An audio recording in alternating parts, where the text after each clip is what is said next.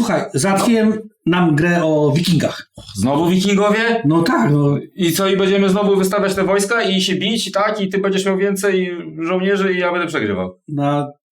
Czego się spodziewałeś? No nie wiem, zbudować jakiś drakar, nie wiem, pozbierać trochę drewna, kamienia, jakieś domki postawić, jakieś osady założyć. To się świetnie składa, bo mam w takim razie dla ciebie grę o wikingach. Zapraszamy.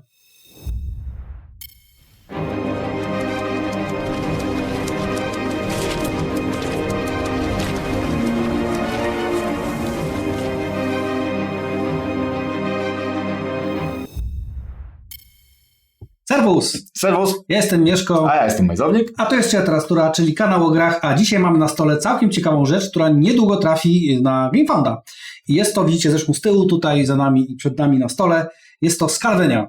Scalvenia to jest najnowsza propozycja wydawnictwa Smart Flamingo, która trafi dopiero na wspieraczki i będzie można ją tam sobie wesprzeć, jak to na wspieraczkach, już niedługo, ale jeszcze nie wiemy kiedy dokładnie. Póki co udało nam się dostać na chwileczkę prototyp i my już się zapoznaliśmy z tą grą. Wygląda dość interesująco, na tyle interesująco, że z chęcią wam przedstawimy tę grę, o co w niej chodzi, pokażę wam jak w to zagrać. Scalvenia jest grą o wikingach, będziemy się wcielali w Jarla i będziemy... A ja też w Jarla. Tak, nawet w dwóch Jarlów będziemy się wcielać dokładnie, każdy będzie Jarlem osobnym i będziemy tutaj, słuchajcie, wiadomo, że jak są wikingowie, to pewnie będą topory i miecze i tarcze i tak dalej i to tu będzie, ale to nie jest, gdzie typowo w grach o wikingach będziemy się naparzać, to tutaj nie jest głównym elementem tej gry. Nie jest, bo to jest Eurasek. Tak. To jest Eurasek, który próbuje być sprzedawany jako 4X. Ja wam potem powiem, dlaczego uważam, że to nie jest 4X, ale to jest bardzo ciekawe, interesujące euro, w którym zbieramy zasoby po to, żeby te zasoby przetransportować i wykorzystać do budowy, rozbudowy i zdobyć punkty i wygrać. Tak. Z ciekawe rzeczy, które tutaj są, to będziemy prowadzić tak naprawdę dwie ekonomie, a nie jedną. Tak. Zerknijmy na mapę. Ja to zostawię. Mapa jest podzielona na dwie sekcje. Mamy na południu, umownym, Stary Ląd, gdzie nasze klany wikingów już są rozbudowane, mamy swoje stolice, tutaj sobie mieszkamy, żyjemy i pracujemy, ale odkryliśmy nowy ląd. Wiemy, że tam na horyzoncie czeka na nas Scalvenia. Tak. To jest wyspa, na której jeszcze nas nie było, chociaż byli tam jacyś przodkowie, bo już stoją tam ołtarze, ale o tym za chwileczkę. I my będziemy naszych wikingów razem z różnymi zasobami, naszymi drakarami wysyłać do Scalvenii po to, żeby tam się osadzać. My nie jedziemy tam podbijać lądów zbrojnie, nie będziemy musieli walczyć tam z trollami. Nie, my po prostu... Zaraz, bo może będziesz musiał walczyć z jednym trollem. No dobra, ale... Walki się mogą zdarzyć. Tak. Walki się mogą wydarzyć, nie są konieczne w tej grze. Chodzi mi o to, że generalnie to jest gra o ekonomii i o rozbudowie, o tym, że będziemy zakładać tam nową kolonię. Tak. Po prostu będziemy tam stawiać domy dla naszych wikingów. Dokładnie. Z ciekawostek będziemy przewozić naszym drakarem na Scalvenię albo naszych wikingów, tutaj na planszy tymi meplami oznaczonych, albo też z naszego magazynu zasobów będziemy na naszym drakarze przewozić zasoby na Scalvenię do drugiego magazynu. Tak. Czyli do innej ekonomii, dzięki którym będziemy mogli budować. Nie znaczy to, że na Scalvenii nie będziemy mogli kopać surowców. Czy tam też będziemy mogli. Ogólnie w tej grze zamysł jest taki, że mamy 3 planszetki. Każdy gracz ma 3 swoje planszetki. Jedną dużą planszetką jest planszetka naszej stolicy i to jest to, co mamy na Starym Lądzie. Tutaj są domki, które będziemy budować w naszej stolicy. One nie będą się pojawiać na planszy, będą się pojawiać na naszej własnej, osobistej planszetce. Tutaj mamy zapas, naszą rezerwę naszych wikingów, którzy są jeszcze na tyle młodzi, że siedzą w domkach, ale my ich wytrenujemy i wyślemy na mapę. Żeby, jak to wikingowie zbierali w tym przypadku zboże. Żeby zbierali zboże i kamienie i drewno.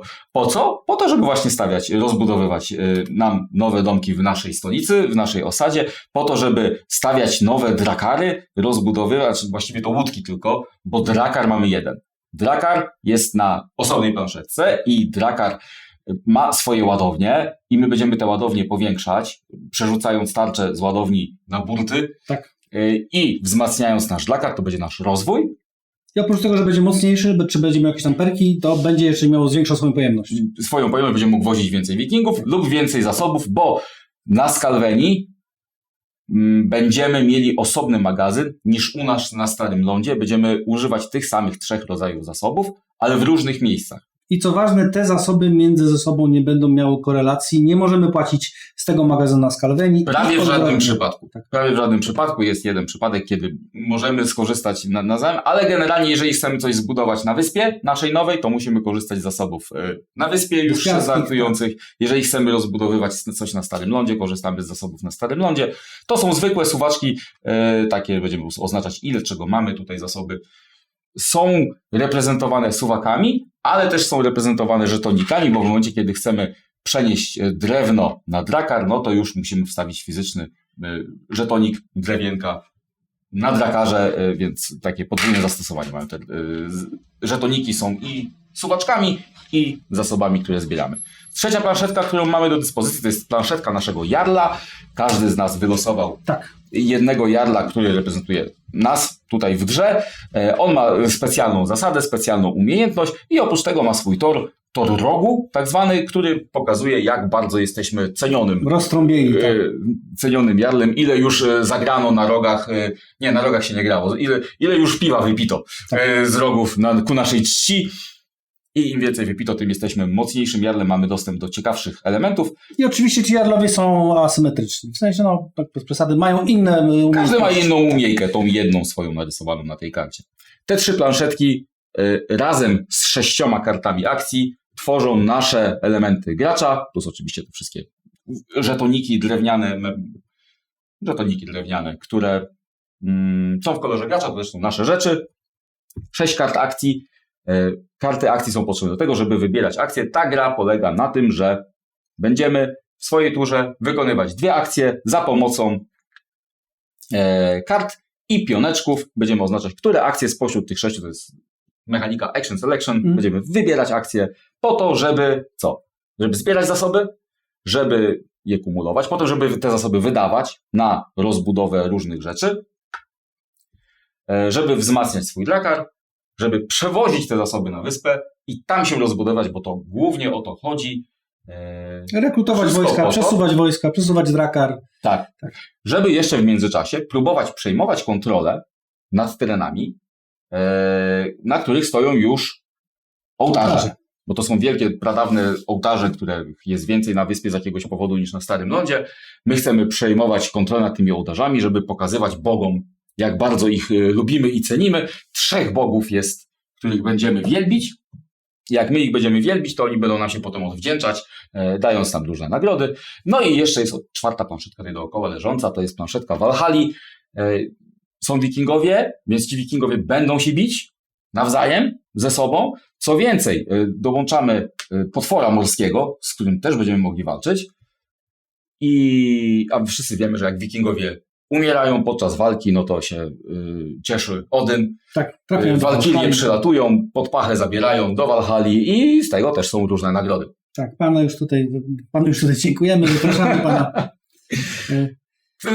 O tym jest gra ogólnie. Tak. Oczywiście bogowie lubią tych najbardziej zdolnych i do sak przechodzą ci, którzy zdobędą w tej grze najwięcej punktów, bo tutaj bijemy się o punkty zwycięstwa. I bijemy się na 2 sposoby, to znaczy możemy zakończyć grę natychmiast, kiedy zdobędziemy 16 punktów i wtedy jest koniec gry, po prostu wygrywa osoba, która zdobyła 16 punktów. Ewentualnie będziemy grać tak długo, aż któryś z nas, jeden pojedynczy gracz, postawi 3 nowe osady już na Skalwenii i wtedy to będzie znaczyć, że to jest ostatnia runda, dogramy rundę, czyli runda się nazywa rok w tej grze, do końca i sprawdzimy, kto miał więcej chwały, punktów i wygrał. Tak, czyli jeszcze po postawieniu 3 tych nowych osad, jeszcze można punkty zdobywać i jeszcze można ewentualnie wymienić się na pozycji lidera. Dokładnie tak. Zwłaszcza, że są wtedy też jeszcze jakieś punkty na koniec gry doliczane. Do wszystkiego tego dojdziemy, jak skończymy grę. Nie będziemy wam dzisiaj opowiadać wszystkich zasad z góry. Tak, bardzo rys ogólny teraz rzuciliśmy, a będziemy grać i generalnie tu... Po prostu w trakcie gry zobaczycie... Szybciutko nam to pójdzie po drugiej rundzie, a rundy są króciutkie w tej grze. Już naprawdę będziecie wiedzieli, jak w to grać, a potem będziecie mogli obejrzeć do końca i zobaczyć, który z nas okaże się dzielniejszym wikingiem. Jarlem tam wikingiem. Wiesz, wikingowie to plebs, a my to jarlowie jesteśmy. Ale Dobra. Jarlowie też płyną na Wiking. A jak ktoś płynie na Wiking, Czy to jest na Wiking? to jest Wikingiem. Wiking to jest czasownik. Wiking to znaczyło płynąć i podbijać. Tak? Okej, nie wiedziałem. Nie oglądałeś mojego filmu o tym? O Knarze?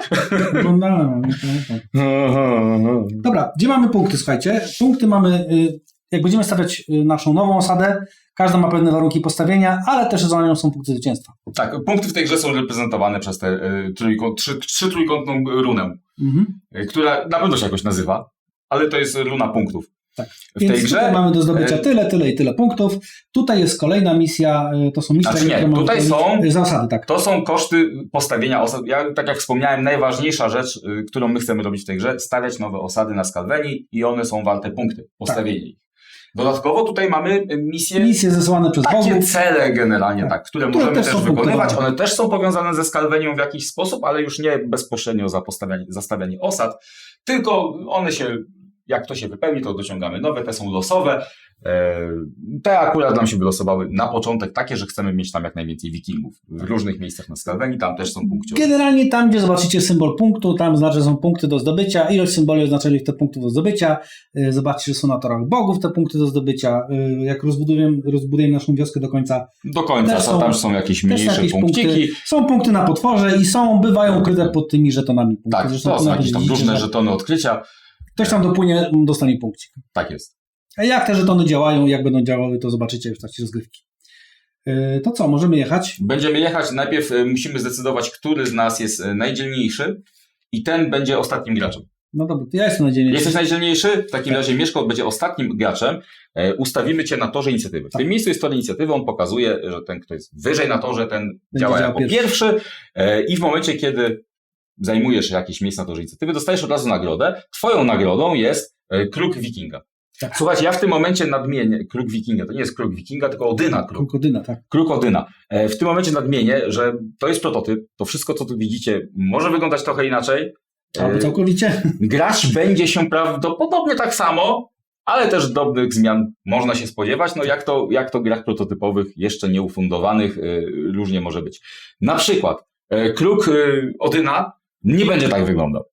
A to dlatego, że my nie dostaliśmy kruku Odyna żadnego i Mieszko wystrugał przed chwilą, wziął zapałki i wystrugał z zapałek kruka.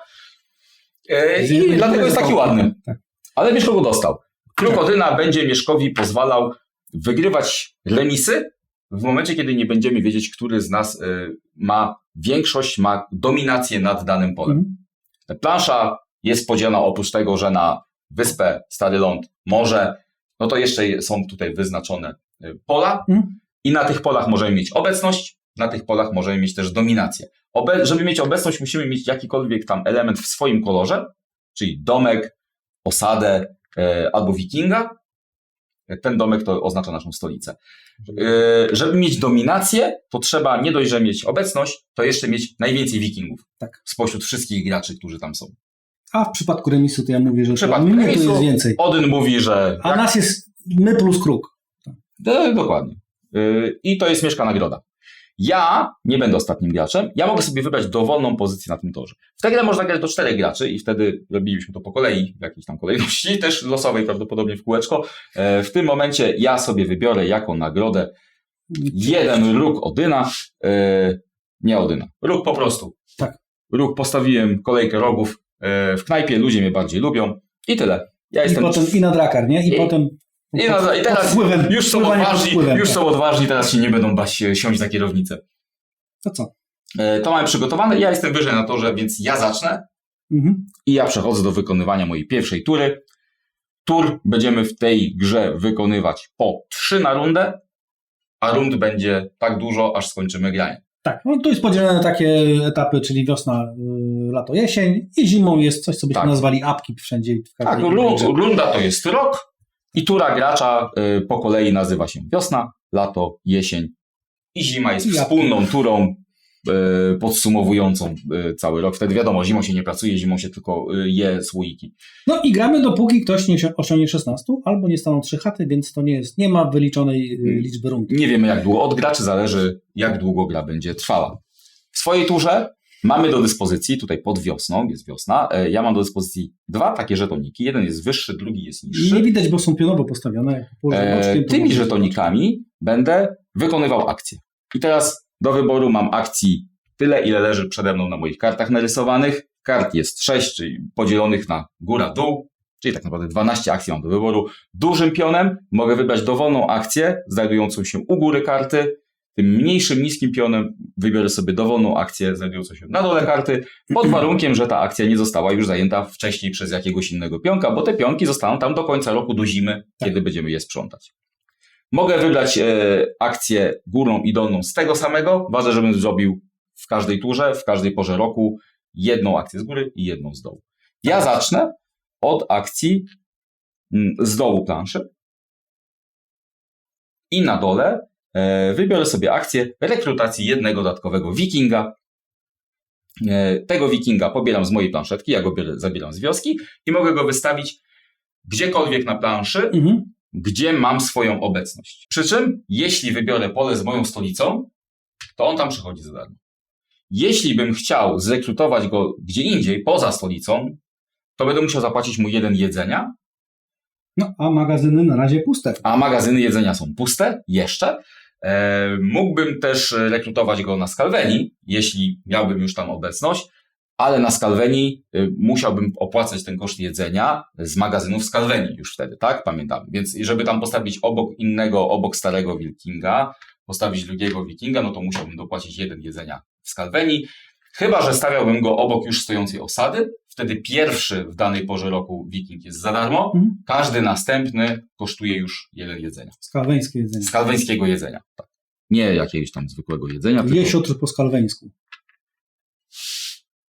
Dobra, to mamy pierwsza akcja. Zrekrutowałem sobie gościa, teraz mam już tutaj 4 gości, więc dużą akcją, dużym pionem zrobię akcję zbiorów. Lewy górny róg. Akcja zbiorów ma ikonkę łapki wkładającej się do miski. Miski, tak. I to znaczy, że wysyłam moich wikingów po miskę takiego zasobu, na jakim akurat polu stoją. Akcja ta polega na tym, że wybieramy sobie jedno pole, na którym mamy wikingów i liczymy, ilu tam jest wikingów i oni przynoszą nam tyle zasobów odpowiedniego rodzaju. Na nizinach oznaczonych kłosami będziemy zdobywać jedzonko i zbierając na Starym Lądzie będziemy je ładować do magazynu na Starym Lądzie. Gdybym wykonywał zbiory na Skalwenii, no to wtedy ładowałbym magazyny skalweńskie. Do wyboru mam jeszcze drugie pole tutaj w lesie stoi 2 moich chłopaków, oni mogą zbierać drewno. Gdybym wysłał ich najpierw w góry, no to w górach mógłbym zbierać kamienie. Ja chcę dużo, nieważne czego, byle dużo, 4 jest chłopaków, podniosę sobie 4 jedzonka. Maksymalnie ile można jedną akcją zbiorów podnieść to jest 5, a to dlatego, że zawsze mamy limit 5 wikingów w swoim kolorze na polu. Nigdy nie możemy skończyć akcji mając więcej niż 5. To co? I to była moja druga akcja. Wykonałem pierwszą, drugą. Twoja tura. Niestety są tylko jedne zbiory na karcie, a ja potrzebuję 2. Te karty są, nie wiem czy mówiłeś, one są dwustronne. Te karty są dwustronne, my będziemy mogli ulepszać. I zobaczcie, tu już będą na przykład podwójne zbiory będą. W 2 miejscach. I brakuje mi teraz właśnie tego jednego zbioru i zastanawiam się, czy będę robił zbiory w ogóle. Ja oczywiście gram żółtymi, moja stolica jest tu, jak widzicie. Jestem biedny i nie stać mnie na pokarm. Zawsze możemy używać rogów, żeby aktywować dodatkową akcję z nad tutaj naszych mepelków akcji. Za 1 róg będziemy mogli ewentualnie tę akcję wykonać. Działa to dokładnie w ten sposób, że do dyspozycji mamy 2 piony w swojej turze, tak? Więc wykonamy jedną akcję górną z karty akcji, jedną kartę dolną. Oprócz tego dodatkowo, opcjonalnie możemy wykorzystać akcje danej pory roku i one są wspólne dla wszystkich graczy. Wszyscy wiosną mogą pływać łodzią, wszyscy latem mogą budować, a jesienią zbierać. Tak. Tylko że to wymaga od nas, żebyśmy znowu wydali trochę naszych wpływów, po prostu zapłacili na torze rogu, opuścili nasz poziom rogu o 1 w dół i wtedy możemy wykonać tę akcję. Dodatkowo jest jeszcze opcja akcji Jarla. I tutaj wchodzi asymetria między Jarlami do gry. Można zapłacić 2 2 rybki, 2 jedzonka jarlowi. Znaczy zawsze kosztuje to 2 rybki, tak? I on wtedy wykonuje akcję. Mój jarl potrafi stawiać piwo, twój jarl potrafi zachęcać ludzi do tego, żeby spacerowali, wykonywać akcje ruchu po prostu. Co więcej, jak spaceruję, ja mogę wchodzić na pole, gdzie ty jesteś. To się nie kończy konfliktem. Nie kończy. Konfliktem muszę wywołać. Żeby się bić, trzeba chcieć się bić. Wykonać akcję walki. No dobra, to ja zrobię tak, że na tych kartach brakuje mi strasznie zbierania zasobów drugiego. Ale masz akcję, która podnosi ci jeden dowolny zasób, jeżeli ci brakuje jakiegoś konkretnego zasobu. Właśnie, ten woreczek to jest akcja, po prostu weź sobie zasób. Jeżeli kiedykolwiek będę potrzebował 2 zbierań, to te karty są dwustronne. I na pewnym etapie gry będziemy mogli, rozbudowując wioskę, jedną z tych kart obrócić akcji i ona będzie trochę mocniejsza niż w tym wariancie. Tak, poprzez rozwój naszej stolicy, po to rozbudowujemy naszą stolicę, żeby mieć mocniejsze akcje, bo każdy domek postawiony w stolicy sprawia, że obracamy jedną kartę akcji na drugą stronę, a każda łódka wybudowana w stolicy sprawia, że wyciągamy jedną tarczę i ulepszamy nasz drakar. Ja w takim razie trochę pójdę twoim tropem. Z dużej akcji wykonam tutaj zbieranie zasobów, ale ja nie będę zbierał. Czyli znowu określasz tak. Pole najpierw, ja tak? będę zbierał z tego pola, gdzie jest moja obecność, z lasu, drewno. 2 gości mam, idzie 1, 2 do góry. To jest moja duża akcja, a mała akcja w takim razie pójdę tutaj i to jest akcja dostań 1 dowolny zasób i ja dostanę, proszę ciebie, 1 zboża. Co ważne, ta akcja pozwala ci dobierać 1 dowolny zasób tylko i wyłącznie na starym lądzie. Tak. Nie możesz w ten sposób napychać magazynów tak. na skalę. Nawet jak będę obecny na skalowaniu, tak, nie będę mógł tego... Załóżmy, że to jest handel. Handel z innymi klanami wikingów, którzy też zamieszkują tutaj stary ląd, czyli Danie. Dobra, proszę. Moja kolej. Dobra, tak. To czyli przechodzimy do lata. Jest już lato. Fantastycznie. Znów 2 akcje plus ewentualnie darmowe akcje od naszego jarla lub z pory roku. Świetnie, cudownie. Ja w takim razie za małą akcję, tą dolną, wykonam akcję ruchu. I tak naprawdę ja tych 2 chłopaków właściwie to nie wyślę w górę. Mam inny plan. Przejdę się nimi do ciebie tutaj. Przyjdziemy, podoba mi się ten ołtarzyk. Ładny jest bardzo, ja też chciałbym się tam pomodlić. Dlatego tu stoję, nie? Dlatego ja też tam stoję. Okay. Bo teraz będę wykonywał drugą akcję. Drugą akcją powiem, słuchajcie, co wy tam robicie przy tym ołtarzu? Chodźcie się lać. No dobra, to będziemy się bić. No taka, idziemy się bić. Wywołuję akcję walki. No. Słuchajcie, akcja walki jest długą akcją. To jest jedna z tych akcji, jedyna akcja, która będzie zajmować trochę czasu. Znaczy, długą w porównaniu do tego, co robimy do tej pory. Dobra, pływanie też jest wieloetapowe.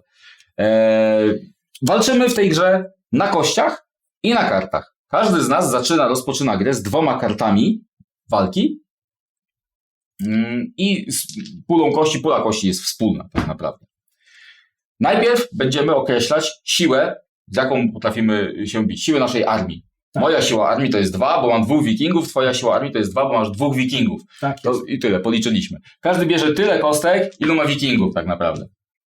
Następnie zerkamy na swój tor rogu i patrzymy, ile tam jest czerwonych takich ikonek z kością narysowaną i to znaczy, ile kości możemy podmienić na czerwone spośród tych naszych. To ważne, że to nie są dodatkowe kości, tylko to są lepsze kości. Nasi wojownicy wypili trochę, więc będą się lepiej bili. Nie kosztuje nas to obniżanie tego rogu, po prostu sprawdzamy poziom. Dobra, czyli ja mam 1 róg więcej niż Mieszko, dlatego mam 1 kostkę czerwoną więcej. Teraz turlamy tymi kostkami i patrzymy, co tam nam wylądowało. Się wyturlało. Dobra. Mieszko ma łupieżcę, ma toporę, ja też mam topora, też mam walkilię. Teraz każdy z nas, zaczynając od atakującego, może zagrać 1 kartę ze swoich kart w ręce. Karty te możemy zagrać na 2 sposoby. Albo odkładamy ją po prostu na stos kart odrzuconych, żeby przerzucić 1 dowolną kostkę z tych, które wyturlaliśmy, albo zagrywamy tę kartę odkrytą i na tych kartach są ikonki podobne do tych ikonek, które możemy wyturlać, żeby wzmocnić swój atak. To nie jest, że 1 kartę odrzucamy, a drugą zagrywamy. Nie, możemy zagrać tylko 1 kartę i nie będziemy mogli zagrać więcej. Atakujący robi to pierwszy, potem robi to obrońca. Ja jako atakujący zastanawiam się, czy w ogóle zagrać kartę. Ja też chyba wyrzuciłem najgorszy możliwy rezultat na tej kości. Dlaczego to jest takie istotne? Otóż Najpierw będziemy zliczać, kto ile wyturlał pochodni na swoich kościach i ile dołożył kart. Tak? Najpierw będziemy porównywać ilość pochodni wygenerowanych przez nasze kości i karty. I ten gracz, który będzie miał więcej pochodnie to jest łupienie. To są ikony łupienia przeciwnika. Ten, który ma więcej pochodni, łupi bardziej. To znaczy, że o tyle, ile ma więcej pochodni, tyle surowców kradnie przeciwnikowi z jego magazynu. I do swojego magazynu. Bo jak wywołanie tej akcji walki wiąże się też z tym, że możesz przegrać i możesz zostać złupiony. W tym momencie Mieszko ma więcej pochodni ode mnie, to znaczy, że łupi mnie bardziej, on mi po prostu ukradnie, no i jedno żarcie, nic innego nie może mi ukraść, no ale po prostu ukradnie mi żarcie. Najnormalniej w świecie. Więc ja mógłbym szukać większej ilości pochodni, bo w sumie to ja jego chciałem okraść, a on lepiej wyturlał. Albo inaczej wyturlał.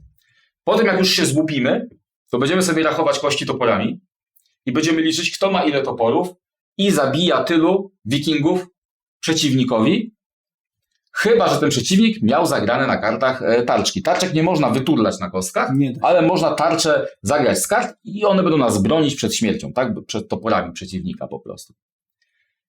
Jeśli, wtedy policzymy, tak? Zabieramy tych martwych wojowników z powrotem do swojej osady. Oni się tam pojawiają jako zreinkarnowani wojownicy w postaci dziecka, którego, nieważne, wracają nam do zasobów. Poczytajcie to gala. Ale jeśli straciliśmy chociaż jednego, to mamy możliwość liczenia walkilii, ikonek walkilii, które też są na kartach i kościach, żeby dostać nagrody z Walhali.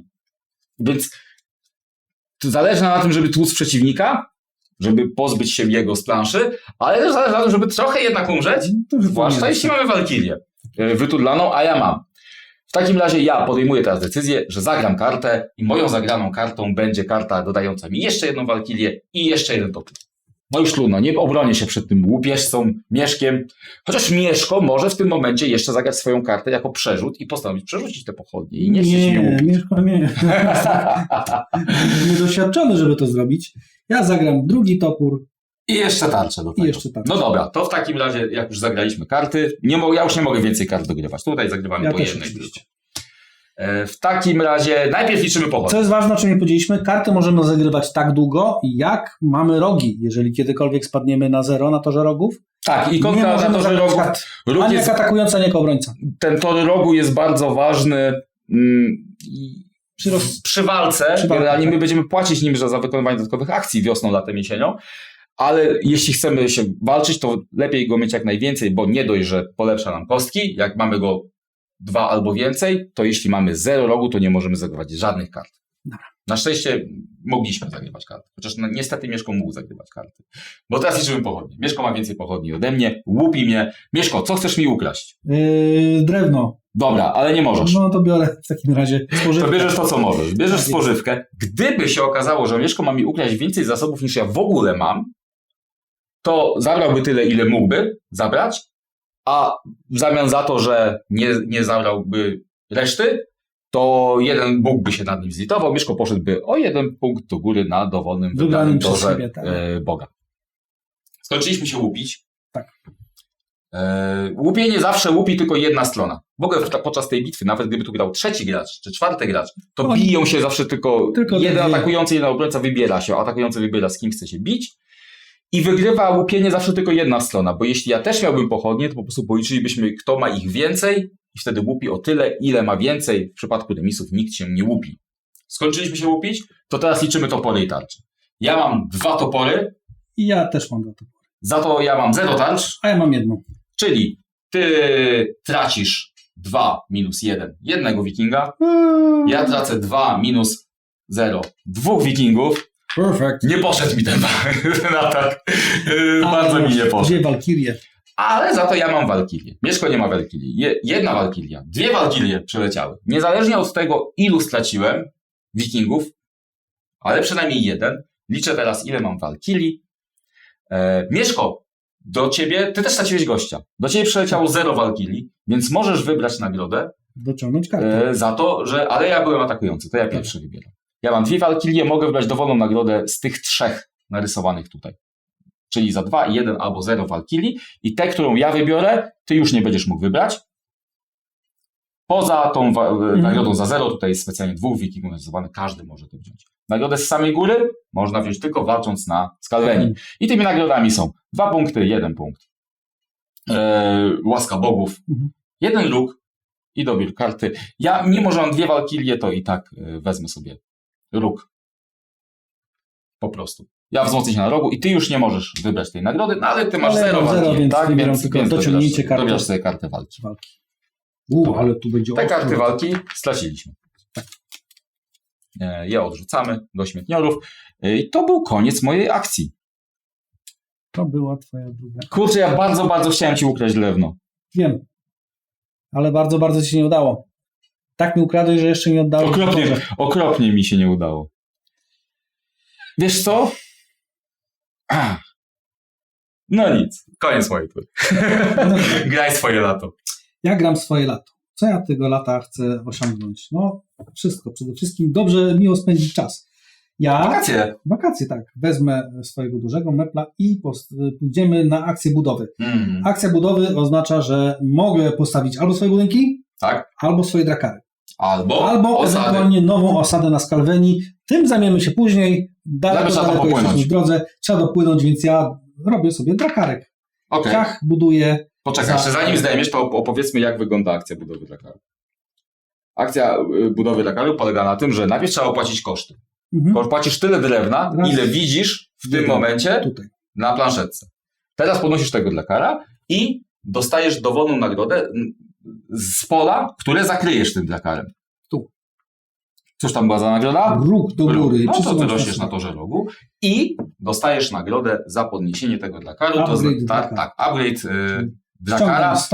Ściągasz tarczę, odblokowujesz w ten sposób ładownię i wybierając ulepszenie, tak, bo teraz wybierasz pole, na które włożysz tę tarczę i dostaniesz twój drakar od tej pory, będzie miał zdolność pasywną jakąś, będzie ulepszony. Możesz opowiedzieć o wszystkich tych zdolnościach pasywnych. No dobra, tutaj pierwsza zdolność, jeżeli bym wziął to, za każdy ruch drakarem tak naprawdę mam 2 ruchy. Nie za każdy. Nie? Raz na porę roku możesz wymienić jedną swoją... Dobra, czyli tak, do wyboru masz takie nagrody. Pierwszy drakar od góry, pierwsza tarcza od góry, która możesz włożyć, jest taka sama jak druga od góry nagroda. To jest zdolność, która pozwala raz na porę roku wymienić jedną twoją akcję płynięcia na 2 akcje płynięcia. Po prostu daje ci... Dalej może pływać twój drakar i lepiej może pływać. Trzecia nagroda to jest wymiana jednej akcji płynięcia drakarem na akcję powrotu drakaru, czyli przeteleportowanie go tak naprawdę gdziekolwiek z planszy do Starego Lądu, na brzeg. Szybki powrót. No, oni po prostu mapy robią i wiedzą, którędy wracać. Tak jest. Kolejna nagroda nie daje żadnej pasywnej zdolności, po prostu pozwala zdjąć kolejną tarczkę z drakara i zwiększyć ładownię w ten sposób. Drakarową. Ta strzałka mówi, że należy ją wysłać poza grę, a nie dostać kolejny upgrade. Dokładnie tak. I poniżej tu jest akcja, to jest dodatkowa akcja się pojawia. W momencie, kiedy dodatkowa darmowa akcja, raz na porę roku będziesz mógł ją wykorzystać, zapłacić 2 rogi, ale wykonać dowolną górną akcję z twoich kart akcji, nawet jeśli jest już ona zajęta przez żeton akcji. To jest bardzo mocne, ale też bardzo drogie. Bardzo drogie, bo 2 rogi aż kosztuje, a rogi w tej grze są dosyć istotne. Ostatnie ulepszenie dla kara pozwala wymienić akcję dla kara na akcję połowów i wtedy zebrać dla karem 2 jedzonka. W zależności od tego, gdzie ten drakar się znajduje, te 2 jedzonka wylądują w magazynach Starego Lądu, jeśli drakar akurat znajduje się u wybrzeży, na polu stykającym się ze Starym Lądem. Jeśli styka się w tym momencie na polu morza stykającym się ze Skalwenią, to te ryby, czy tam jedzonko, ląduje w magazynach Skalwenii, a jeśli znajduje się gdzieś na środku morza, to te ryby muszą wylądować w ładowni dla kara. Jeśli nie masz miejsca w ładowni dla kara, no to one przepadają. To ryby nie weźmiesz. To ja wybieram sobie pierwszą opcję, czyli raz... To ja się nagadałem 6 coś opowiedziałem, a ty wybrałeś pierwsze. Tak. Trzeba było mi przerwać. Raz na rok mogę swoim drakarem... Raz na porę roku. Czyli raz na turę swoją. Popłynąć 2 razy w miejsce jednego. I została mi jeszcze jedna. Znaczy to też jest ważne, że... No to jest ważne, bo? Bo to nie jest, że ruszyć się o 2 pola. To jest wykonać 2 akcje ruchu. Tak. To niekoniecznie się kończy 2 ruchem przez 2 pola. I druga rzecz, jaką zrobię, to jest małą akcją. Aha, nie mogę tego zrobić, bo już mam zablokowane. To świetnie, dobrze myślałem. Małą akcją w takim razie ja wezmę... No zawsze możesz handlować, sprzedać 3 zasoby, które masz i dokupić. Wykorzystam te akcje Drakara. A, będziesz płynął po prostu. Będę po prostu płynął. No dobra. No to teraz tak. Mam swój Drakar. Możesz popłynąć 2 razy w tej porze roku, Tak. jeśli chcesz. Okej. Na Drakarze mam 3 miejsca. Mam tutaj... Tak wygląda pływanie. Pływanie wygląda w ten sposób, że najpierw, zanim się Drakar ruszy, to akcja Drakara mówi, nie musisz, możesz załadować Drakar.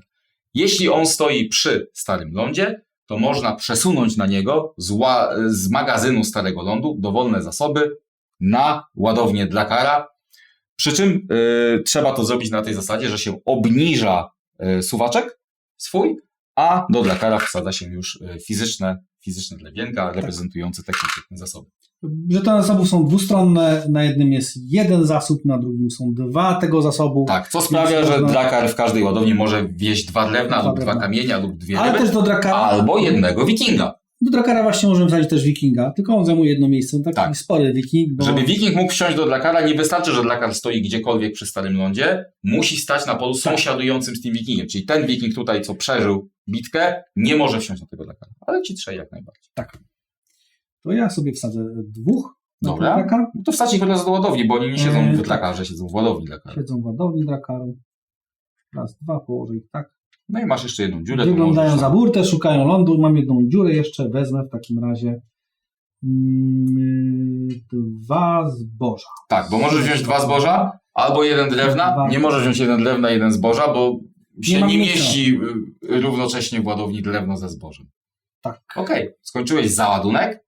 W takim razie teraz możesz, ale nie musisz zrobić ruch. Jak już się załadowałeś, to teraz możesz się opcjonalnie, bo wcale nie musisz, ruszyć tym Drakarem. Drakary ruszają się podobnie jak wikingowie, tylko że po morzu. Wybierasz sąsiednie pole i się ruszasz. I teraz, jeżeli miałbym użyć wyładunku, to mógłbym się wyładować. Tak jest. Nie masz, bo nie stykasz się z żadnym lądem. Nie będę do morza wyrzucał towaru, bo przecież... No dobra, jeden ruch mam wykonany. Mógłbym się wyładować, tego nie za bardzo mam gdzie, ale nie wiem, czy się nie wyładuję na tym wężu morskim, bo mam raz na rok drugi Drakar tak naprawdę, druga akcja Drakaru. Tak. Wynikająca z tego mojego upgrade'u. I mogę nie raz na rok, tylko raz na pole. Raz na pole, przepraszam, tak? I mogę albo iść dalej sobie kroczyć, albo... Znaczy nie, no teraz rozpoczynasz ją znowu, więc teraz możesz wykonać załadunek. Ładuję wodę. Po raz kolejny. Możesz się ruszyć, jeśli chcesz. Ewentualnie mogę wykorzystać na eksplorację. Przy czym ruszać się można tylko na pola, które nie mają na sobie X-a. To pole ma X-a, to pole, uwaga, też ma X-a narysowanego. Dopóki nie odkryjesz tych wód, bo jeszcze nikt z nas tam jeszcze nie dopłynął, tak? Dopóki nie odkryjesz tych wód, nie będziemy mogli tam wpływać żaden z nas. Więc możesz poświęcić swój ruch na eksplorację. Eksploracja, dzięki temu, że gramy z modułem, z potworem morskim, polega na tym, że odkrywasz sąsiedni żeton lub walczysz z sąsiednim potworem morskim. Ja będę walczył z potworem.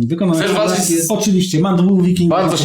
Bardzo się cieszę, dokładnie. Żeby móc eksplorować potwora morskiego, w sensie walczyć z nim, trzeba mieć przynajmniej jednego wikinga i po prostu robisz walkę. Tak samo jakbyś walczył ze mną, tyle, że walczysz z potworem, ja będę potworem, uwaga. Spotkałeś potwora, który ma siłę 1.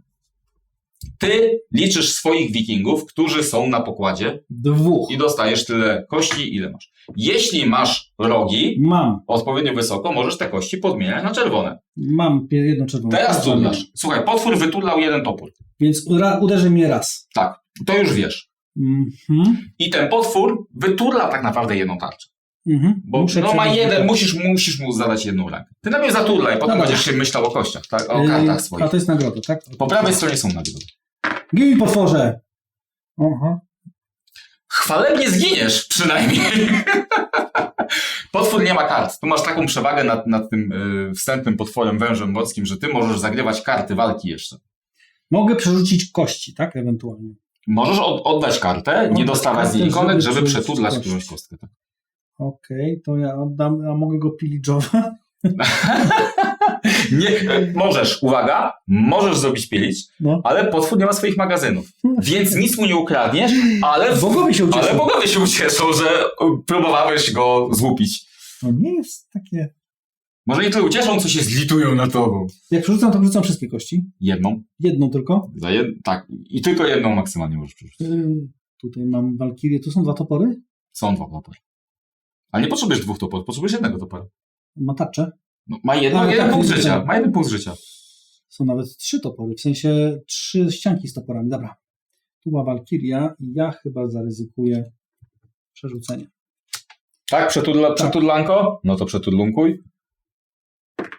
Jest topór. Jest topór. Jest topór. No Jak dobra. potworze. To teraz rozpatrujemy. Czy ty go złupiłeś? Nie złupiłeś. On ciebie też nie złupił. Nie złupiłem. Ale To teraz tak. Ty mu zadałeś 1 ranę.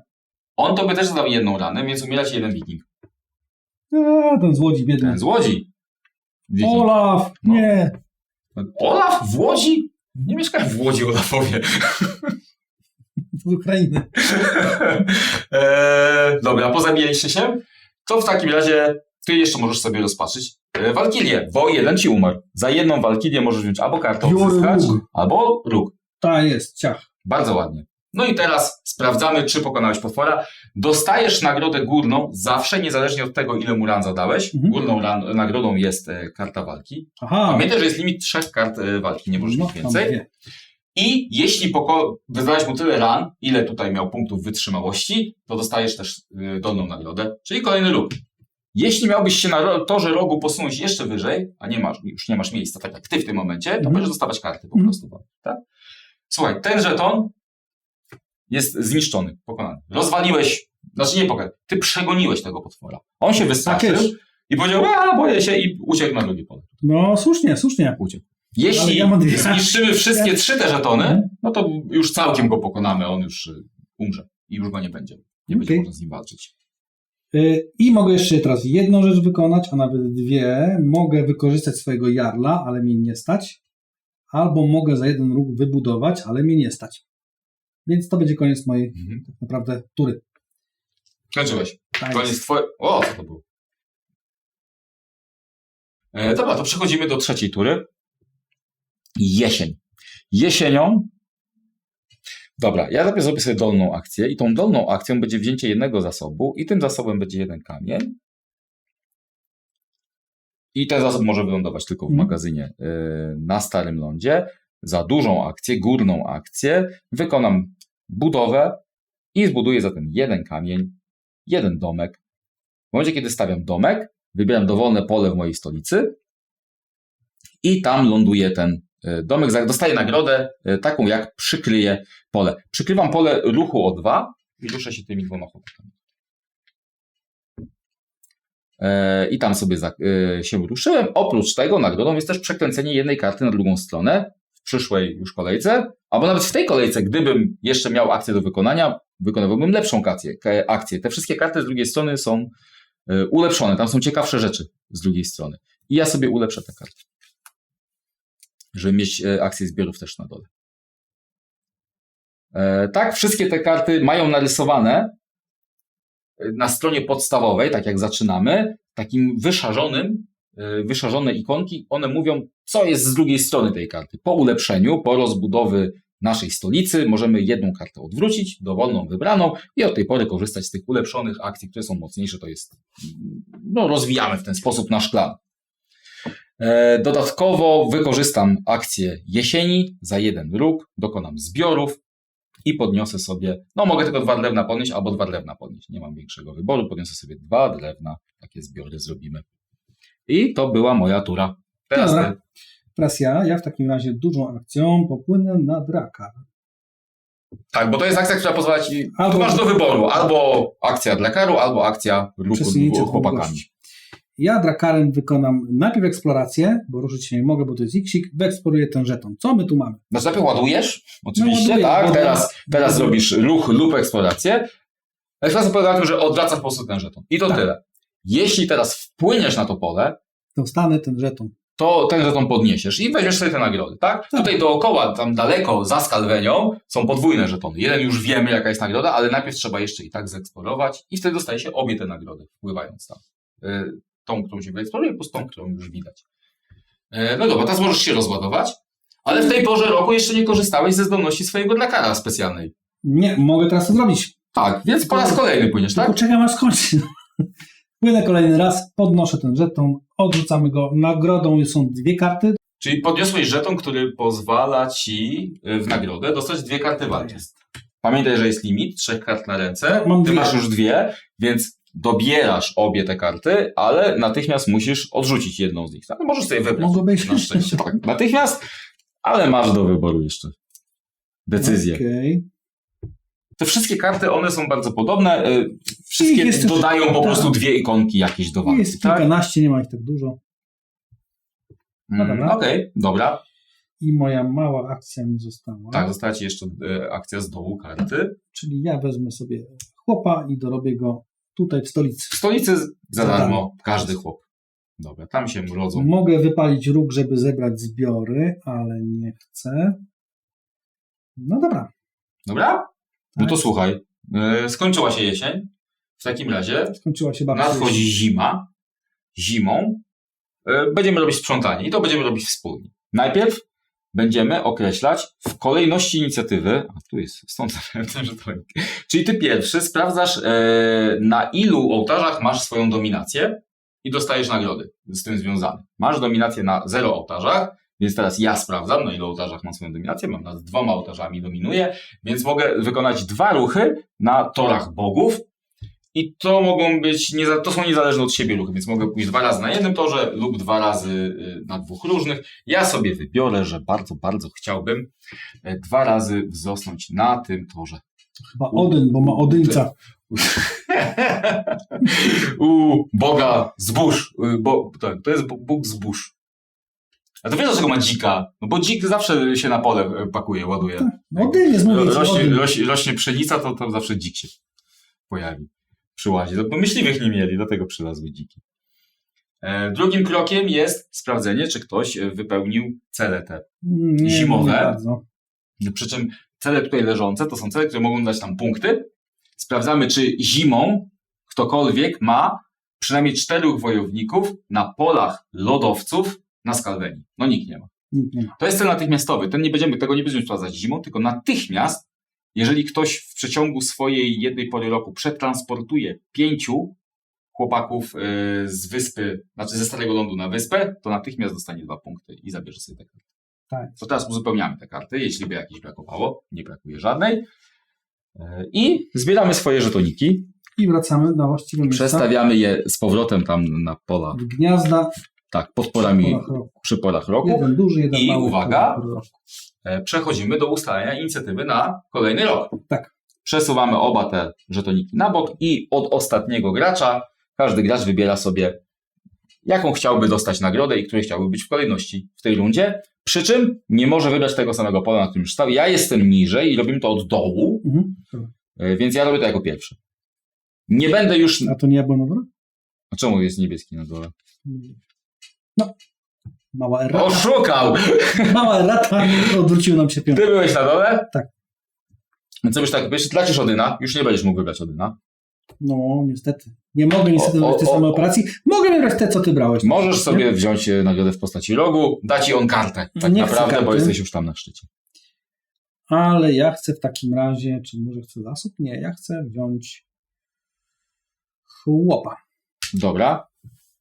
Czyli wybierasz, że twoją nagrodą jest dodatkowy wiking i to jest tak, jakbyś go pozyskiwał, czyli jeśli nie wystawisz go w swojej stolicy, to musisz mu zapłacić 1 jedzenia. No to pazerny ten wiking. Wiesz co? No to damy go tutaj. Tutaj. Do stolicy są za darmo wikingowie. No to ja w takim razie, to ja będę przed tobą tym razem. Ja sobie wezmę Lukodyna. Dobra. I jestem pierwszym graczem. Graj. Więc ja jako pierwszy po raz kolejny wykonuję swoją wiosnę. W swojej wiośnie... mam już drewienka. No to co, zaczniemy od budowy łódeczki chyba. Mi brakuje chłopaków. Mi też ich brakuje. Tego jednego, co... Tęsknię za nimi. Tego, co ta hydra zabrała, to za Olafem najbardziej. No ale... Olafa mi brakuje. Ale co? No, chwalebnie zginął. Bardzo chwalebnie. Walkiria przyleciała. Walkiria dała mi kartę na otarcie łez. Walkiria przyleciała. Ja pójdę sobie... Wiesz co, ja zrobię akcję tę. Zrobię akcję tę moją z ulepszonej karty, specjalnie po to te karty ulepszyłem, żeby móc teraz poruszyć się o jeden do góry. To w dowolnej kolejności mogę rozpatrywać. Ale tutaj mam dwie ikonki. Jeden jest z ołtarzykiem ze strzałką w górę, a drugi ołtarzyk strzałkę w dół. To znaczy, że mogę teraz u jednego wybranego boga wzmocnić swoje tam łaskę, zyskać trochę łaski. Proszę mi u tego odyńca przesunąć jeszcze jeden raz do góry i teraz spadnę w dół. To znaczy, wybieram jednego dowolnego boga. To nie musi być ten. Co więcej, możesz wybrać boga, który jest na najniższym szczeblu. Przesuwam żeton na prawo i dostaję wszystkie nagrody, na której wylądowałem i wszystkie poniżej w dowolnej kolejności je rozpatrując. Można to robić mając nawet 0. Ale ja nie mam 0, mam tutaj dużo, to sobie zrobię to. I najpierw wystawię sobie chłopaka i jeszcze 2 chłopaków. To jest 3 nowych chłopców, wyjdzie i staną u mnie w stolicy, a następnie 2 z nich się przejdę i oni się przejdą tutaj w górę, a teraz jeszcze dostanę 2 dowolne zasoby. I tu spadnę na sam dół. 2 dowolnymi zasobami będą 2 kamyki. Tak jest. I to była moja pierwsza akcja. Teraz drugą akcją, tę z dołu, sobie zbiorę od razu i podniosę jeszcze 2 kamyki. Ciach. To ja w takim razie będę wykonywał rzeczy, co następuje. Mogę małą akcją pójść na drakar i wykonać tak naprawdę 2 akcje drakaru. Tak. Dzięki temu. Czyli pierwszą będzie akcja eksploracji. Najpierw możesz się załadować. Możesz zasoby zabrać ze skarbenia. Odkrywam. Dostałem 2 ryby. Super. Ale te ryby złowiłeś na skalweni. Tak. Na skalweni? To jest ikonka skalwenia. 2 rybki na skalweni. 2 ryby złowiłem. Ciekawe, czy w górach, czy... No nie, złowiłeś się tutaj na morzu. Czekaj. Poczekaj. Czy tam wpłynąłeś już? Nie. No to jeszcze na razie tylko znalazłeś. Wiesz, że tam są 2 ryby. Tu wpływam oczywiście. Okej, to teraz zrobisz tę drugą swoją. Wykorzystujesz zdolność, że raz na porę roku możesz podwójnie zrobić, I tak? raz na skalweni mi urosło. I teraz wpłynąłeś tam, podniosłeś to i teraz możesz rozładunku dokonać. Mała akcja. Teraz możesz rozładunku Nie rozładowuję się, wiesz? Teraz moja druga akcja to jest poświęcę 1 róg, żeby wykonać operację z mojej tam... Pamiętaj, że już nie możesz skorzystać z tego bonusu. Będziesz już mógł tego... No tak, bo to jest raz na porę roku. Raz na porę roku. To zrobię to inaczej. Ja wykorzystałem to z tego. Tak. Żeby nie marnować akcji. Okej, czyli wykonałeś akcję... A miałeś 2... Czekaj, skąd to było? Za róg wykonałeś akcję wiosenną. Statku. Akcję pory roku i to był statek i zrobiłeś go podwójnie, raz odkryłeś, drugi raz wpłynąłeś, tak. Nie chciałeś się rozładowywać. Tak, nie. Ja będę zaraz płynął dalej, tylko że to poczekam do następnego roku. To mam wykorzystane. No to teraz jeszcze masz 2 akcje, mam swoje własne, te z run, tak? Z dużej runy i z małej runy. Tak. To teraz się przysposobię. I mówię z run, bo to te pionki się nazywają runy i my przestawiamy runy na karty akcji, żeby... Mam jednego chłopaka. To są właściwie, a te karty nazywają się karty rozkazu. To ja w takim razie dużą akcją zbiorę zasoby i zbiorę tutaj zboże. Dobrze, znowu zasłoniłeś, co tam robisz, ja nie widzę. Ja chciałem cię kontrolować, a nie widzę. Specjalnie to ukrywasz. Zbiorę zasoby i czy co, wybierasz pole, jedno pole na planszy, wybierasz to pole, tam się zbiera pszenicę, zboże i 3 żarcia. I małą akcją w takim razie ja sobie zrekrutuję chłopca. Zrobię to w tym miejscu i zapłacę za to 1 zbożem, bo to nie jest stolica. Dobra, przypominamy, kiedy rekrutujemy chłopaka, bierzemy go z naszej planszetki, wystawiamy go gdziekolwiek, gdzie mamy obecność. Jeśli to jest stolica, to jest za darmo. Na innych polach kosztuje to 1 jedzonka za każdego chłopaka wystawionego. Tak. I ty już mi to zabrałeś, ten znowu cię będę musiał bić tam. Tak. Dobra. Bring it on. Może jutro. Może jutro. To były obie twoje akcje? Tak. Już nic więcej nie chcesz? No to rozpoczynamy lato. To ja latem, proszę pana, za 1 róg wykonam budowę i postawię za 2 kamienie nowy domek w naszej stolicy i przykryję sobie tutaj rekrutację 2 chłopaków, wystawię ich od razu w stolicy, tutaj będą sobie stali i mogę ulepszyć 1 kartę. I ulepszę tę kartę. Tę kartę sobie ulepszyłem i teraz już dzięki temu będę mógł na tej karcie rozkazu zbierać nie raz, a 2 razy i nie tylko płynąć, ale płynąć lub wracać. Teraz jako główną swoją akcję zrobię podwójne zbiory. Zbiorę 3 jedzonka, 1, 2, 3 I za drugi zbiór zbiorę sobie 2 drewienka tutaj. Raz, 2. Przypomnij mi, za to jak przekroczysz zasoby, weźmiesz więcej. Marnują się. Marnują się zasoby. Jeśli nie ma łaski żadnej. Teraz robię dolną akcję, dolny rozkaz wykonam. I dolnym rozkazem będzie już chyba, miała być budowa, ale nie mam budowy na dolnym rozkazie niestety. To był błąd. Dość duży. Ale to chyba sobie kupimy po prostu. Zrobimy sobie handel zasobami. Tak. Handel zasobami, będę mógł wydać dowolne zasoby i to będą 1, 2, 3 jedzonka, żeby kupić 2 kamienie. Tak, wymiar z dowolnym... Dowolne 3 zasoby na dowolne 2 zasoby wewnątrz jednego magazynu. Tak. No teraz ja. Jeszcze mógłbym za 2 jedzonka zrobić, pozyskać róg, ale to nie będę. Okej. To teraz ja. To ja będę swoją pierwszą akcją w takim razie wykonam tu i będzie to ruch drakarem. Jest to pierwszy ruch drakarem tego lata. W tej porze roku, tak. Tego lata pierwszy raz, więc pierwsza akcja to jest załadunek, nic, wyładunek. Nie, załadunek, eksploracja, teraz eksploracja. A co zeksplorowałeś? No nic nie zeksplorowałeś. I teraz możesz, dzięki temu, że masz ulepszenie dla kara, możesz zrobić drugi raz jeszcze to samo. Znów załadunek, znów tym razem ruch, a nie eksploracja. Podnosisz oba te żetony. Czyli punkt i mamy tak, prowadzisz zapłoty, tak. Oraz 2 kolejne karty. 2 karty. Daj mi te 2 karty. Ja sobie zaraz... Proszę bardzo, ty sobie wybierasz. Aha, ty jeszcze masz jedną. Coś, co ma mi zostać. To mi zostanie.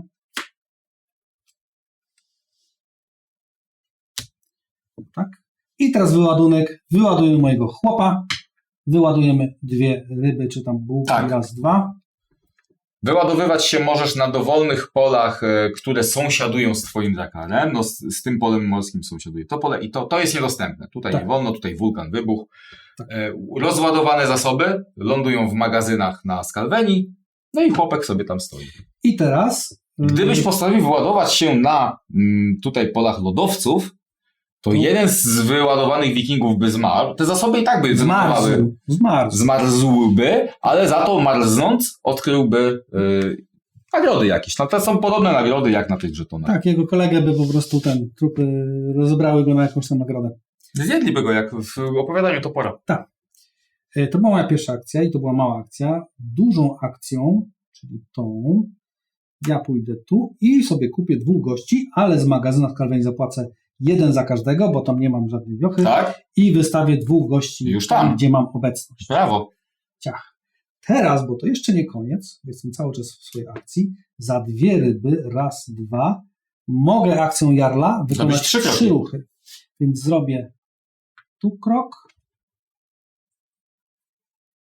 i tu krok. Nie wiem, czy potrzebuję trzeci. Mogę go podzielić przecież tutaj, nie? Możesz też tutaj wykonywać kroki, oczywiście. Mogę tutaj go wykonywać. No dobra, to pójdziemy sobie tutaj tym jednym chłopkiem. I ostatnia rzecz, jaką mogę zrobić, to już nic. To nic? Tak. To mocno. Aha. Czekaj, chciałem tego przenieść tutaj, wiesz?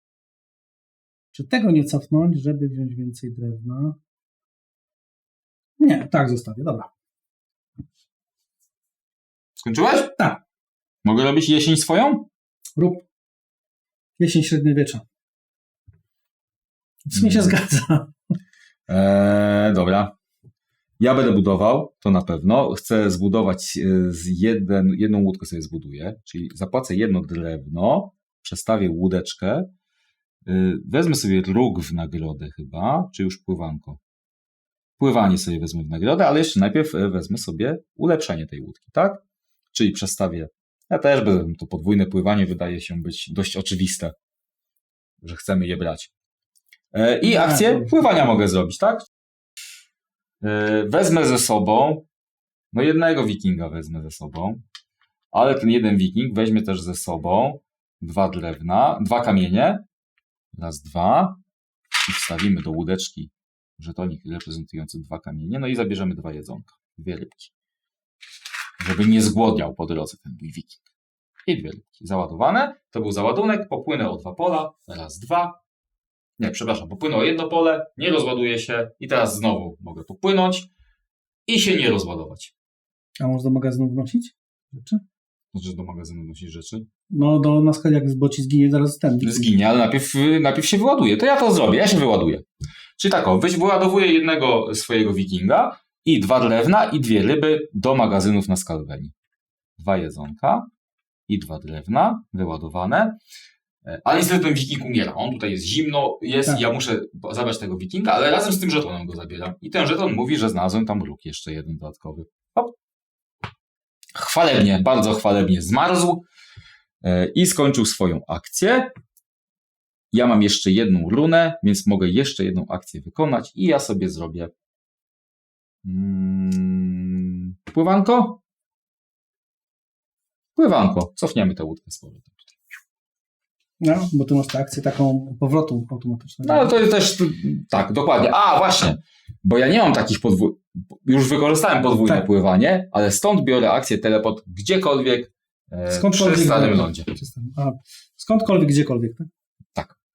Generalnie w takich grach, słuchajcie, jak jest gra euro i tak się zastanawiacie, co ja tutaj właściwie mam robić, co tam robić, to popatrzcie, rozejrzyjcie się po planszy, po tych wszystkich elementach, które tutaj leżą i poszukajcie, gdzie jest ikonka punktów.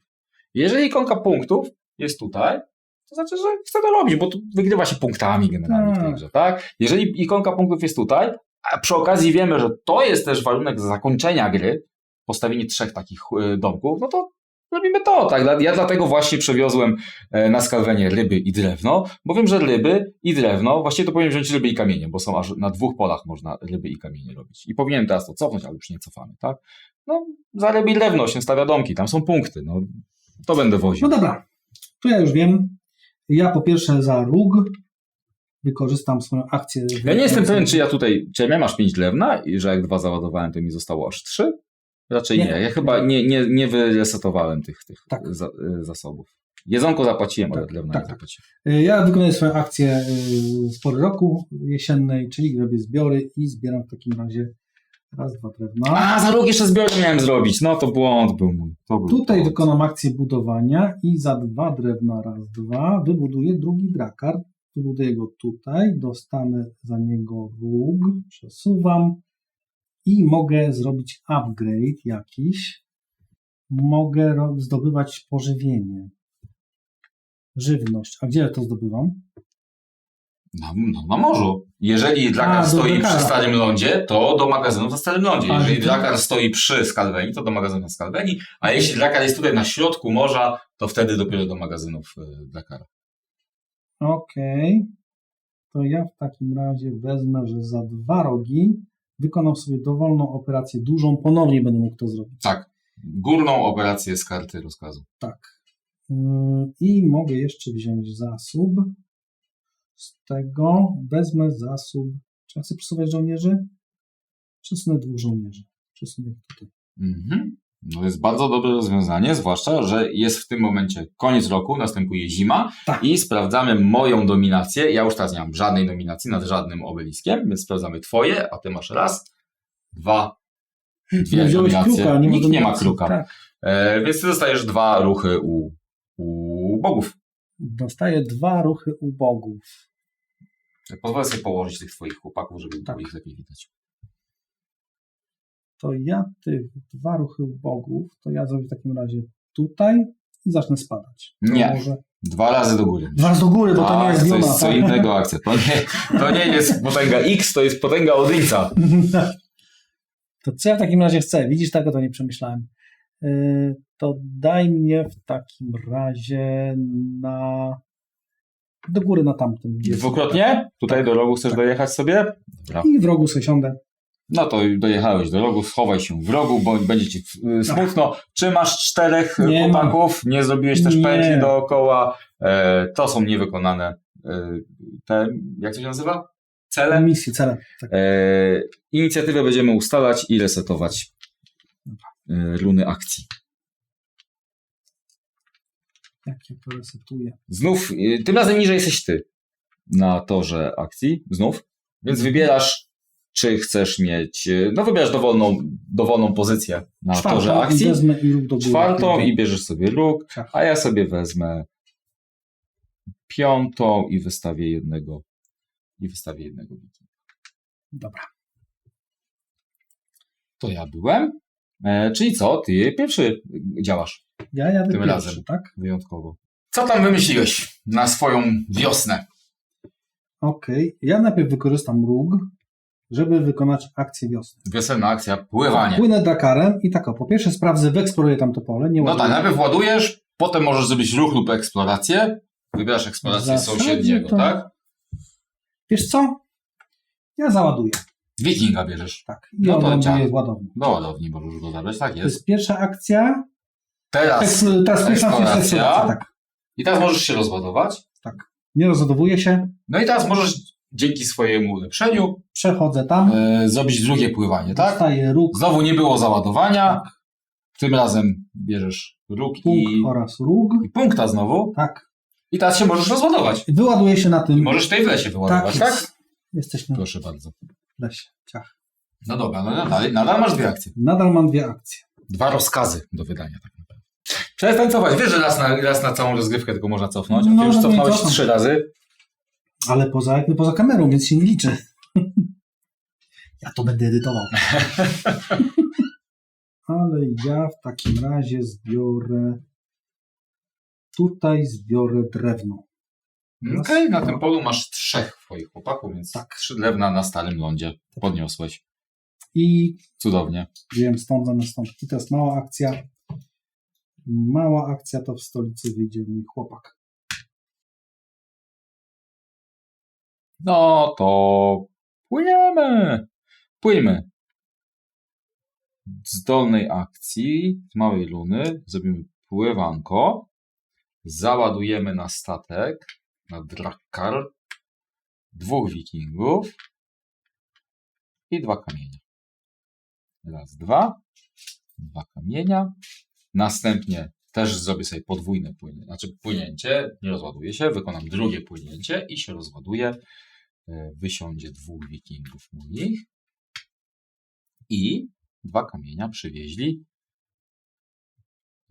na Skalwenie, a dużą luną, górną akcją zrobię rozbudowę i zbuduję na obszarze lodowca za 2 ryby i 2 kamienia pierwszą moją osadę.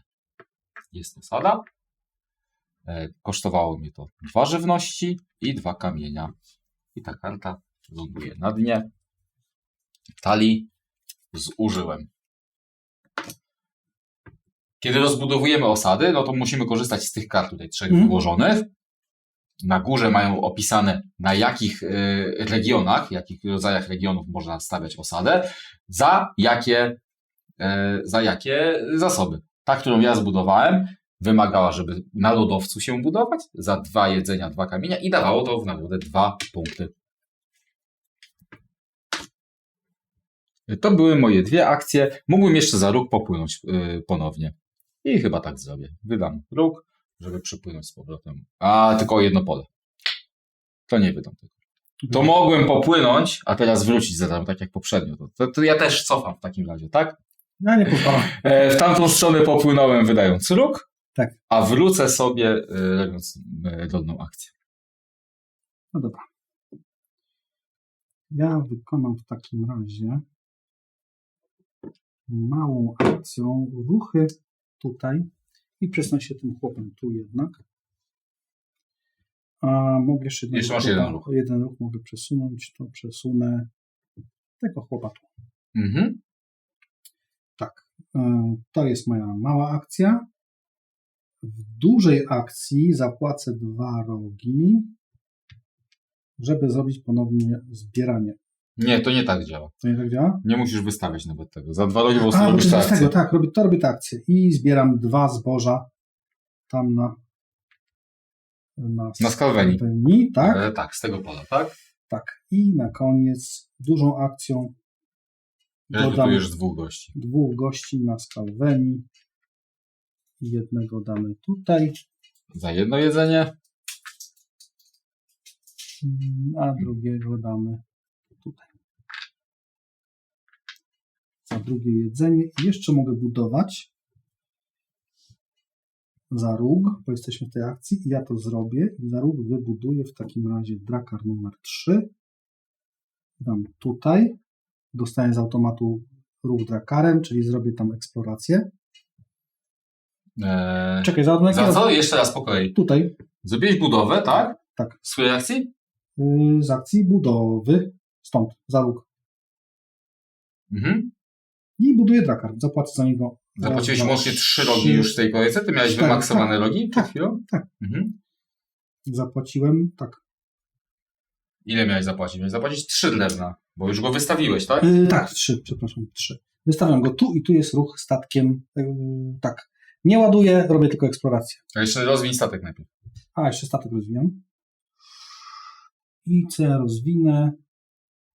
Że mogę za eksplorację wziąć... Powrót wezmę. Dobra. Ale teraz twoim ruchem jest po prostu nie ładujesz się, nie. Eksplorujesz i nie rozładowujesz. Tak. I potem mam drugą eksplorację oczywiście, bo to był mój pierwszy ruch statkiem w tej porze roku. Tak? Więc mam podwójną eksplorację, więc się tam przesunę. Nie ładujesz się? Nie. Przesuwasz się, podnosisz te 2 rzeczy. To jest ruch na dowolnej świątyni do góry i 1 ruch, tak? Ruch na dowolnej świątyni, to pójdę tam. Mhm. Okay. Zabierz sobie te 2 żetony. Te 2 żetony. Ja je tu trzymam z boczku, ale one już nie mają wpływu. I nie rozładowujesz się.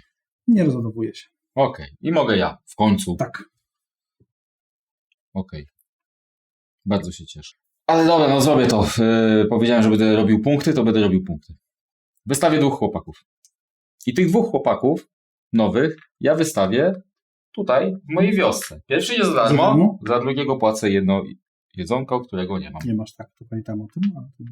Pierwszego wystawię za darmo, a drugiego wystawię tutaj. No dobra. Następnie wykonam rozkaz zbieractwa i podniosę sobie 2 jedzonka tutaj. Teraz 2. I za 1... Nie mogę 2 jedzonka. Muszę drewno podnieść. Podniosę drewno. Ile mogę drewna podnosić? Też 2. 2 drewna podniosę. Za zbieractwo i za 1 róg rozbuduję za 2 drewienka. 1 łódkę. Stawię ją tutaj. Polepszę tutaj sobie, żeby zwiększyć ładownię w tej łódce. I tutaj miałem bonus płynięcie. Akcja drakaru. Załaduję 1 chłopaka na drakar. Załaduję 1 rybkę i 1 kamień. 1 rybkę. 1 kamyk. A tutaj chłopaka też załaduję. Niech płyną. I zrobię ruch. No i raz na porę roku mogę zrobić drugi ruch i ich rozładować. 1, 2. 1 kamień, 1 rybka. 1 kamień, 1 rybka. Ten niestety zmarło mu się, ale znalazł na skalweni 2 drewienka przy okazji. To mi się podoba. Zarąbał się. Bardzo się cieszę. 1, 2. No skaleczył się na i gangrena, no. A jak zimno przy okazji. I uwaga, nic więcej. Ale przepłynąłem się. Dobra. Jestem absolutnie niezadowolony z tego, co zrobiłem, ale przeżyję. Dobra, to teraz ja, tak? W takim razie ja wezmę z tego akcji tej pory roku, zrobię zbiory. Ja na skalweni zbiorę w takim razie 2 drewna. To drewno trochę tak potrzebne do niczego.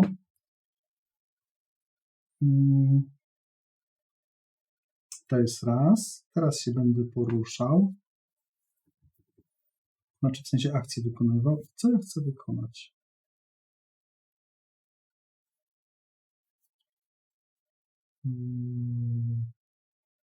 Zrobimy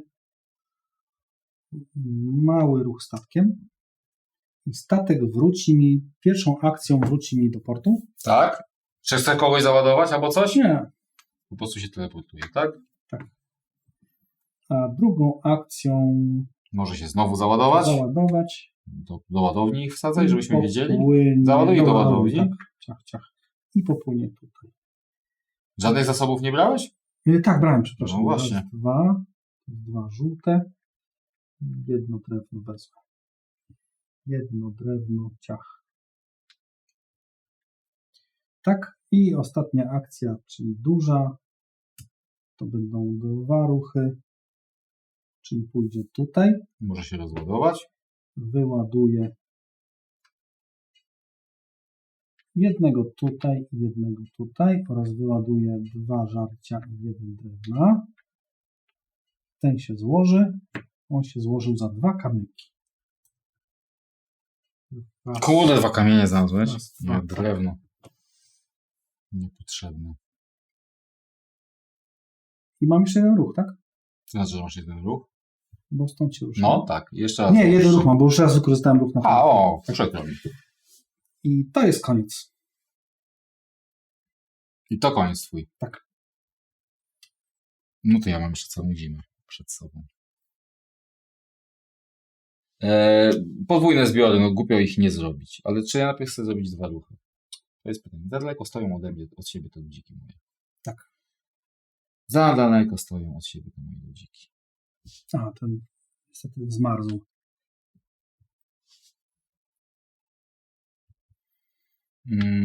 Najpierw zrobię akcję na dole. Tu mam 2 ruchy i tymi 2 ruchami. Nie, ja wystawię sobie jednego nowego chłopaka i to będzie wiking tutaj. Nie, to będzie wiking tutaj. A następnie zrobię podwójne zbiory. I tymi podwójnymi zbiorami będą 2 kamienie i znowu 2 kamienie. Okej. 2 i 4 kamory podniosłem. I teraz mógłbym za róg jeszcze zrobić 3 zbiory, tak? Ale nie chcę. Koniec. Koniec. Zima. Koniec. Sprawdzamy kontrolę nad znowu słupkami. Tu nie ma nikt. Tu nie ma nikt. Ty masz 2. Tak. I ja rosnę 2 razy do góry gdzieś. możesz urosnąć. Pewnie chcesz raz tutaj, Tak, żeby się na Tam szczyt chcę wspiąć. urosnąć i chcę urosnąć na tym. Dobra. To teraz sprawdzamy, kto wypełnił misję. I ja zrobię Ty tę masz. misję. Mam 4 chłopaków na lodowcach na Skalwenii, co daje mi 3 punkty. 1, 2, 3. Tę kartę znikamy i uzupełniamy tam nową kartę wystawiamy. Nowym celem jest 6 ryb na Skalwenii. sprawdzić zimą, kto ma pełny magazyn, kto ma więcej ryb na Skalwenii. No to jest o co walczyć. Jest o co walczyć. Resetujemy tory, nie tory, tylko żetony rozkazów i ustalamy inicjatywę. Ja jestem niżej, więc ja jako pierwszy wybiorę. Wybieraj. Wybieram. Ja jako nagrodę chyba wezmę sobie zasób. I tym Bierzesz zasobem zasób. będzie jedzonko. Ale to nie może być zasób na Skalwenii. Tak, to jest zasób na dole. Zasób tutaj na dole. Będzie jedzonko tutaj na dole. Ja chcę być pierwszy. Proszę bardzo. No to graj pierwszy. No dobra. To czyli ja zacznę z wysokiego C i zrobię dużą akcję i wybuduję osadę na Skalwenii. Którą osadę? W lesie? Bo możesz postawić osadę w lesie, tu masz obecność, możesz postawić osadę na lodowcu i możesz postawić osadę na nizinach, na łące, tak?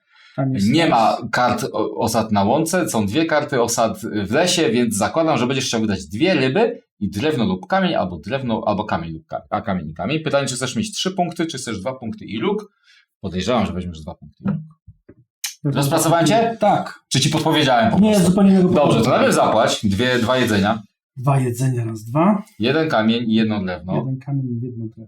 Tę kartę wsadzimy na dno, dostanie 2 punkty i 1 luk.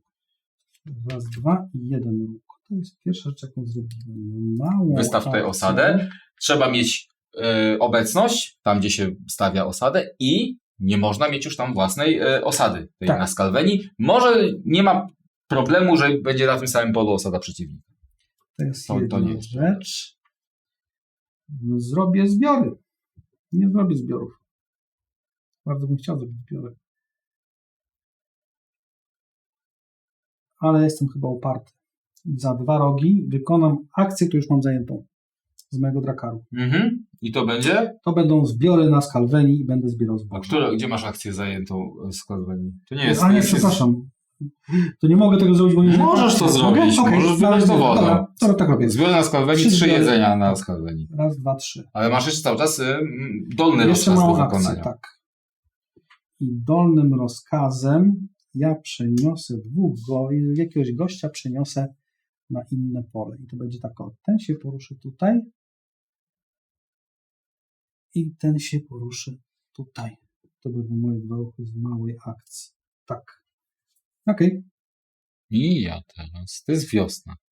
Ja zacznę od tego, że za jeden ruch wykonam wiosenną akcję pływania. Mhm. Zapakuję 4 chłopaków na drakar i się ruszymy raz i się nie rozpakuję. Skorzystam ze zdolności, że raz na porę roku mogę to zrobić jeszcze raz. Przepłynę się tutaj i wypakuję tych 4 chłopaków tutaj na tej polanie. Następnie dużą akcją małą akcją wykonam pojedyncze zbiory i zbiorę te 4 jedzenia na skalweni. Czyli będę miał 5 na skalweni jedzonka, a teraz górną akcją, górnym rozkazem zrobię akcję rozbudowy i nie mogę tego zrobić, bo zabrałem wszystkich 4. I to był błąd. Błąd. Ja też się zakopałem. Błąd! Jednego mniej chciałem wziąć ze sobą. Jeszcze tu pokwitniemy. Nie będzie tak źle. Ja zrobię tę akcję rozbudowy. Zrobię akcję rozbudowy i wydam 3 kamienie, żeby rozwinąć moją stolicę. Wezmę ten domek wstawię tutaj, gdzie się dostaje 2 nowych wikingów. Jeden z tych wikingów wyląduje tutaj. A to są 2 ruchy wikingami, a nie 2 nowych wikingów. Nie, tutaj postawię. Wezmę 2 ruchy wikingami i nie postawię nowego wikinga. Zrobię 2 ruchy wikingami i to będą te 2 ruchy. Raz, 2. Okej. Tak zrobię. I ulepszam jedną z kart. I ulepszę sobie tę kartę. I teraz dzięki temu dostałem nową akcję rozbudowy tutaj na dole. Dobra. Panie Mieszko, pan gra. Lato. Ja teraz gram. Okej, to ja zacznę z dużej akcji. Wykorzystam w takim razie swoją akcję i robię to już, nie? Wykorzystuję akcję łaski pańskiej i będę spadał. Teraz wybierasz dowolny tor. Tak, z torowego. Możesz oczywiście tamte, ale tu masz największe nagrody. I w dowolnej kolejności dostajesz te nagrody. No to myślę, że punkt to od razu, tak? I teraz masz taką, ruchy chłopakami, róg i walkę plus ruch chłopakiem. Mam 3 chłopaków mogę ruszyć, tak? Łącznie ruszyć 3. No ruch to sobie weź, tak? Bo tak czy siak go weźmiesz. Tak, ruch wezmę.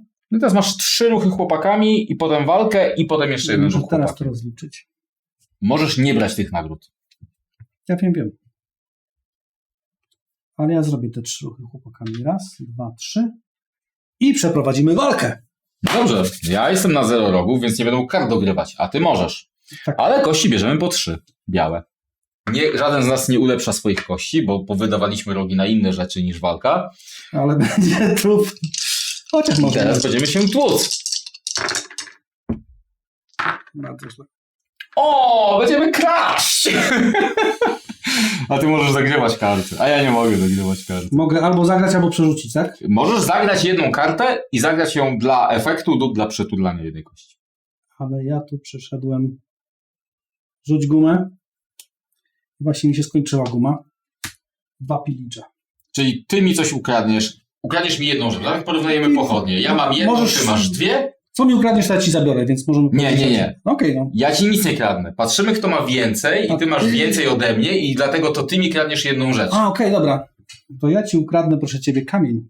Proszę bardzo, zabrałeś mi 1 kamień. I teraz rozpatrujemy topory i tarczki. Nie ma żadnych tarczek, więc ty tracisz 2 chłopaków, a ja tracę 1 chłopaka. Dlaczego ja tracę chłopaka? Bo ty tam miałeś topór, tak? Tak. Oddaj mi 1.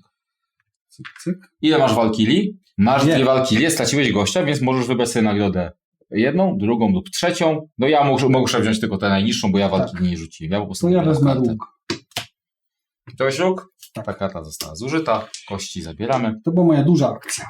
W małej akcji zużyję róg, żeby tutaj... To nie jest w małej akcji, tylko oprócz tego akcja dodatkowa, tak? Za róg możesz budować. Będę budował. I będę budował na...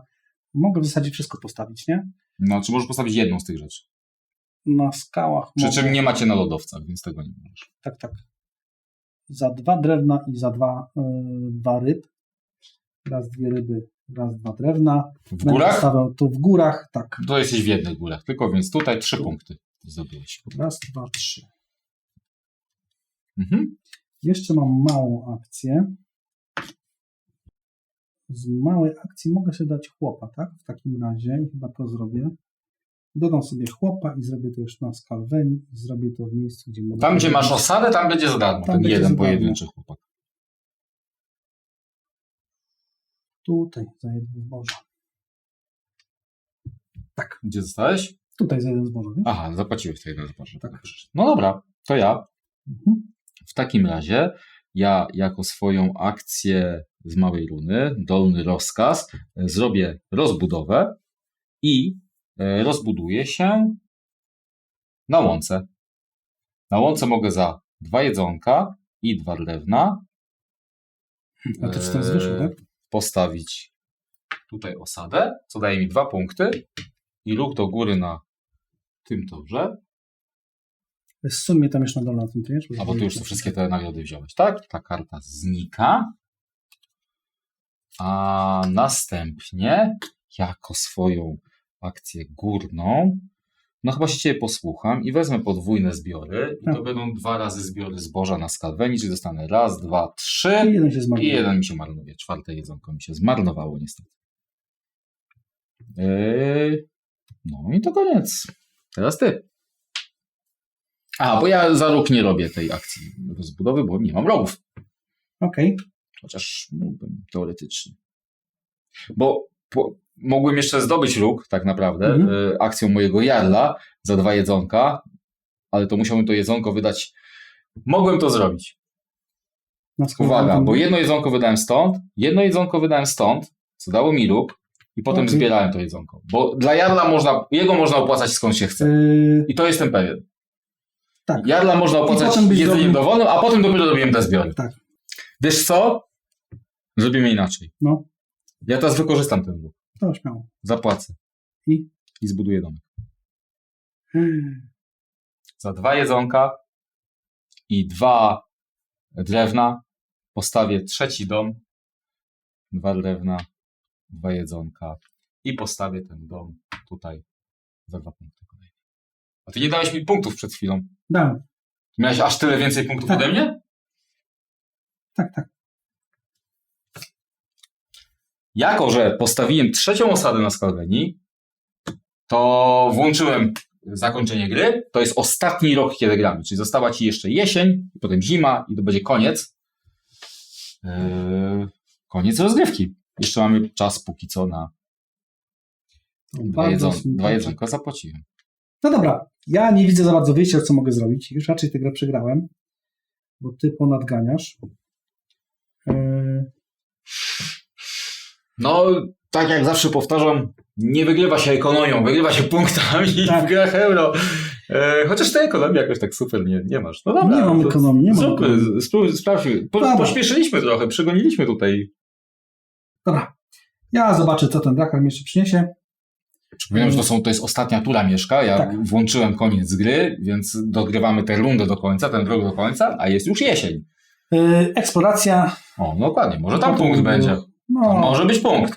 No, nie ma, ale jest taki potencjalny punkt, tak? Bo to na jest, koniec tak. gry ci gracze, którzy są najwyżej na torach u bogów, też dostają po punkcie za każdy wygrany tor przychylności, łaski Boga. Trochę nie ma znaczenia tam tutaj. To ciebie zablokuję. Ale jeszcze tam nie wpłynąłeś. O czym mowa? Żebyś eksplorację tylko. Tak, nie wpływam. Tak, oczywiście. A, bo wykorzystujesz zdolność, że pływasz podwójnie, tak? A dużą akcją pójdziemy na dołożenie 2 gości i dołożę po 1 gościu tutaj. No, to też zabezpieczasz tutaj sobie, Tak. że ja tu nie wpłynę i nie zabiorę ci tej świątyni na przykład, Tak. tak? No okej, to mi zostały też 2 akcje. I ja jako pierwszą, tą mniejszą, wykonam 2 ruchy chłopakami. I to będą te 2 ruchy. Tych 2 chłopców przyjdzie tutaj wikingów i będzie czekać w stolicy już.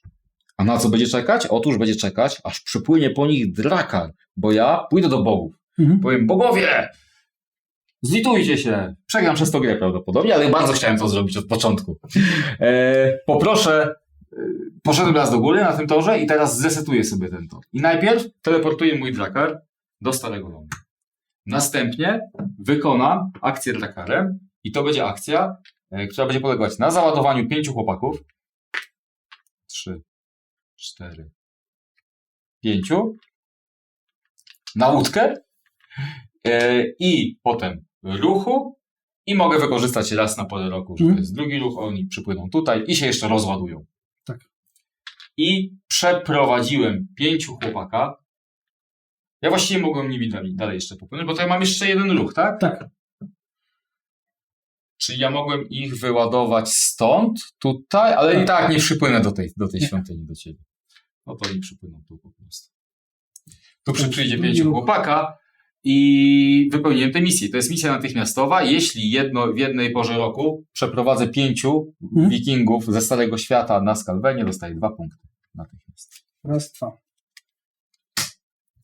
I to była moja druga akcja. I to jest koniec. Mógłbym jeszcze za róg, ale nie mam rogu. Tak. Koniec. Nadchodzi zima. Zimą sprawdzamy ołtarze. Jeszcze punkciory, znaczy nie punkciory, tylko rośniemy na łaskach bogów, tak? Ty kontrolujesz 1, 2, 3 ołtarze, więc 3 ruchy u bogów. Tu dostajesz punkt, bo jesteś wyżej niż ja, tu dostajesz punkt, bo jesteś wyżej niż ja. Jak pójdziesz tutaj raz do góry, dostaniesz 3 punkt. To tamto raz i to jeszcze ma znaczenie chyba, tak? W takim razie. Dobrze, 2, 3. No i będzie. Muszę spać, zapomniałem. Będzie remis. Dzięki temu. Teraz sprawdzamy, czy ktoś jeszcze zimowe punkty dostaje. Czy masz 6 rybek? Rozpatrzyliśmy już oba cele poboczne, więc tutaj teoretycznie powinniśmy uzupełnić w tym momencie. No ale już nie będzie kolejnego roku. Kolejnej rundy już nie zagramy. Przechodzimy do podliczania punktów. Najpierw zwycięzcy, czyli gracze, którzy mają najwięcej wpływów, najwięcej łaski u każdego z bogów, dostają po 1 punkcie za każdego boga. Raz, 2, 3, u którego mają najwięcej łaski. A następnie sprawdzamy, kto ma tych punktów najwięcej. I jeśli jest remis, to nie dzielimy się zwycięzcem. No i teraz jest już koniec gry. Sprawdzamy, kto ma najwięcej punktów i ten wygrywa. No jest a jak jest remis, to uwaga, w tej grze nie dzielimy się zwycięstwem. Są tiebreakery do samego końca. Po pierwsze, sprawdzamy, kto ma najwięcej osad na Skalwenii, bo o to chodziło w tej grze, żeby zasiedlać Skalwenię. Ja mam najwięcej, więc zwycięstwo. Gdyby Mieszko zdążył postawić 3. osadę na Skalwenii. No nie miał niestety. Gdyby miał i gdyby mu się udało, mielibyśmy tyle samo, to wtedy kolejnym łamaczem, tiebreakerem, łamaczem remisów byłoby to, kto jest wyżej na torze inicjatywy i wtedy moje ruchy okazałyby się nie do końca skuteczne, bo Mieszko by wygrał. No, gdyby nie te dzieciaki na rowerach i ich pies. A gdyby babcia miała wąsy, to wygrałem Weulasa. Udało mi się. Ale wiesz, tym rozstrzygaczem, nie? Rozjemcą jakimś. Równo z punktami jechaliśmy. To generalnie w tej grze to nie jest tak, że tu są punkty, cokolwiek byś nie zrobił, to dostaniesz punkta. I nie ma tych punktów jakoś dużo, bo gra się tam do parunastu, tak? No, jak w ostatniej turze w ogóle ale idzie się równo. W ostatniej turze strasznie kombinowałem, co zrobić, żeby cię jakoś zatrzymać. A ja kombinowałem, co zrobić, żeby szybko skończyć tę grę, bo widziałem, że zaraz się posypie. Ty tam miałeś za dużo chłopaków, którzy mogli zbierać zasoby i zbyt łatwo by ci było. I przyszły rok już był moim rokiem Mieszka, byśmy go nazwali. Tak by w sagach przeszło. Tak pewnie by pisali. I myślałem, może go zaatakuje, może to mu coś przeszkodziłem się, jak go zaatakuje, to jeszcze mu dam zasoby, bo przecież nie pójdą mi kości. Mogło tak być, chociaż ja cały czas byłem na 0 rogów. Miałeś ten róg jeszcze, jak ja miałem plan zaatakować... Aha, bo ja teraz skorzystałem z rogu, żeby coś wykonać. Więc dlatego się tego nie zaatakowałem, wiesz? No widzisz, kto nie ryzykuje, ten nie pije miodu. No dokładnie, ja nie piję miodu, smutni siedzą, patrzą. Smutni się, znaczy nie, no całkiem dobrze im poszło, no coś tam jednak wracają, popłynęli. Jak z Mistrzostw Świata Norwegowie. Dokądś dopłynęli, tylko pełnego sukcesu nie było. Tak, dokładnie. Złoty medal został gdzie indziej. Okej, to co? Pogadamy sobie chyba. Tak wygląda Skalwenia.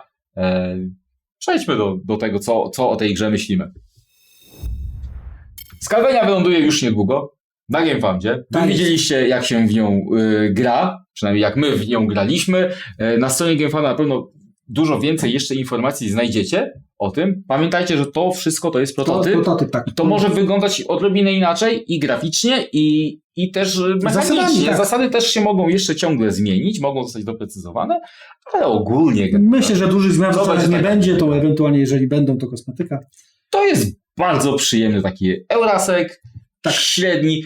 On jest troszeczkę inny od tych nowoczesnych Eurasów, które są generalnie grami solo i że się siedzi razem przy stole i jest konkurs na to, kto bardziej efektywnie wykona swoje akcje. To chyba głównie przez tę negatywną interakcję trochę. I ona nie dość, że jest takie po prostu area majority, gdzie chcemy, żeby nas było więcej, żeby dostawać jakieś tam ruchy na torach. Nie, to tu jest po prostu walka wprowadzona. I można się tłuc i można sobie kraść surowce tą walką. Co więcej, ryzykujesz, jak to nie jest tak, że ty możesz tylko być całe złośliwy. szczęście to nie jest zwykłe takie take datowe, że zagrywam kartę i haha, oddaj mi drewno. No nie, no to trzeba zaryzykować. Trzeba poświęcić tę akcję i jeszcze być przygotowanym, mieć karty, które dadzą ci przewagę, albo liczyć po prostu na szczęście, na to, że się na kościach wytudla więcej pochodni niż przeciwnik. Ale dobrym hamulcem jest to, że możesz atakując zostać okradziony. Tak, właśnie o to chodzi, że możesz komuś zrobić na złość, ale ryzykujesz to, że tak Że samo ktoś ty tak dostaniesz sam na sobie złość, możesz bo zrobić ci na kostki nie pójdą po prostu, bo po to jest ten element losowości, który jest całkiem przyjemny, tak? A jak się nie chce walczyć z graczem, można pójść i sobie powalczyć z potworkiem i tam są też różne nagrody i też niespodzianki czekają, bo czasem potwór ugryzie tak, że nie da się tarczą zblokować tego ataku. A czasem ten wiking, który płynął na łodzi, on nie zginie w walce z potworem, tylko on wypadnie do morza i utonie. A co się wtedy dzieje? Wtedy walkirie nie przylatują, bo to jest hańba, jak się utonie. I wtedy nie dostaje, potwór atakuje, anuluje nam walkirię, żeby przypadkiem nie dostawać chwały. No ale ta walka też nie jest tutaj takim ani głównym jest elementem, ani nie jest ważnym elementem. Jest jednym z mechanizmów. Nie jest nieważnym, ale to nie jest takim, że jest na nią nastawione. Wydaje mi się, że jedno z mechanik takich.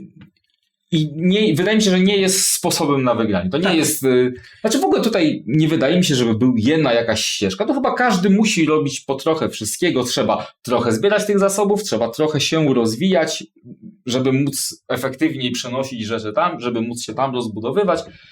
Nie da się tak mówić, że ja będę tym, co kopię dużo. Ale też wydaje mi się, że to się w ogóle można obyć bez walki w tej grze. W sensie, oczywiście, że można wygrać nie przeprowadzając żadnego, ale my już, nie inicjując konfliktu. My już tak w poprzednich rozgrywkach tak mieliśmy, że po prostu nie było ani jednego ataku przez całą grę. Dlatego teraz tak troszeczkę pokazał, bo troszeczkę szybciej zaatakowałem, żeby przypadkiem nie zapomnieć o tym, żeby trochę powalczyć z Mieszkiem, żeby też przekonać się i pokazać wam, jak. No ja bym potwora obiłem. Tak, raz. Aż raz go uderzyłeś. Ty wtedy rywałeś zboże.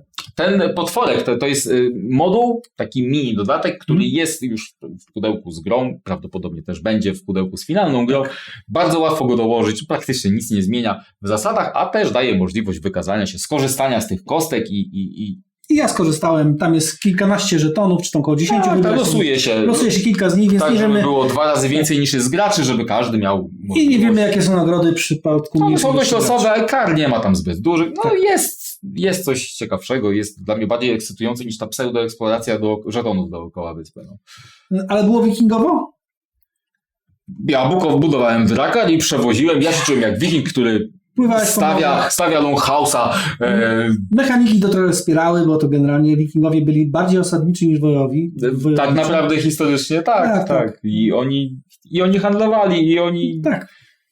Oczywiście, jak ktoś nie za bardzo chciał, jak ktoś bardzo chciał negocjować, to oni też negocjowali tym toporem przy okazji. Natomiast czuło się trochę po tego wikingowania tutaj. Nie jest takie odczucie lekkie, że to jest tak jakby faktycznie, jeżeli zdajesz sobie sprawę, że wikingowie to nie są tylko goście do walki, tylko to są normalni osadnicy. Ale się wkurzyły klany między sobą? Dały sobie po dziobach? Dały, tak? Ale też nie dawały sobie, stały koło siebie wierni i patrzyły i jeden jarl był mocniejszy, bo ale jak nam się nie spodobało, to trzeba, tak? Bo była czapa, mój ołtarz ma być, tak? A przy okazji masz tu trochę jedzenia na pocieszenie. Czy coś nas tu wprowadzało w konfuzję? Chyba nie było takich większych. Ciekawe jest to, że są podwójne suwaki magazynów. My je rozłożyliśmy tak w pionie, to są osobne planszetki, więc każdy może sobie je rozłożyć tak jak ma miejsce. Możemy je rozłożyć w poziomie i wtedy mieć długą planszetkę, żeby było to bardziej lub mniej czytelne. W zależności od tego, ile macie miejsca na stole, dookoła stołu i ile osób gracie. Na pewno trzeba o tym pamiętać, że mamy 2 magazyny i płacimy z 2 różnych źródeł zasobami, wydając te zasoby w różnych miejscach. Tak? I gdzie możemy jakie wydać. Tak? Trzeba o tym pamiętać, trzeba tego pilnować.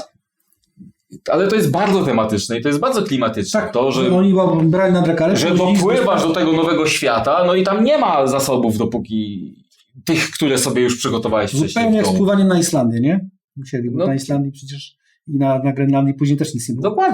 Dokładnie tak. Trzeba było sobie przywieźć albo już tam na miejscu sobie wykopać, tak? No, nie to, że chłopaki w domu zrobią i to się automatycznie przeteleportuje. Bardzo mi się to podobało.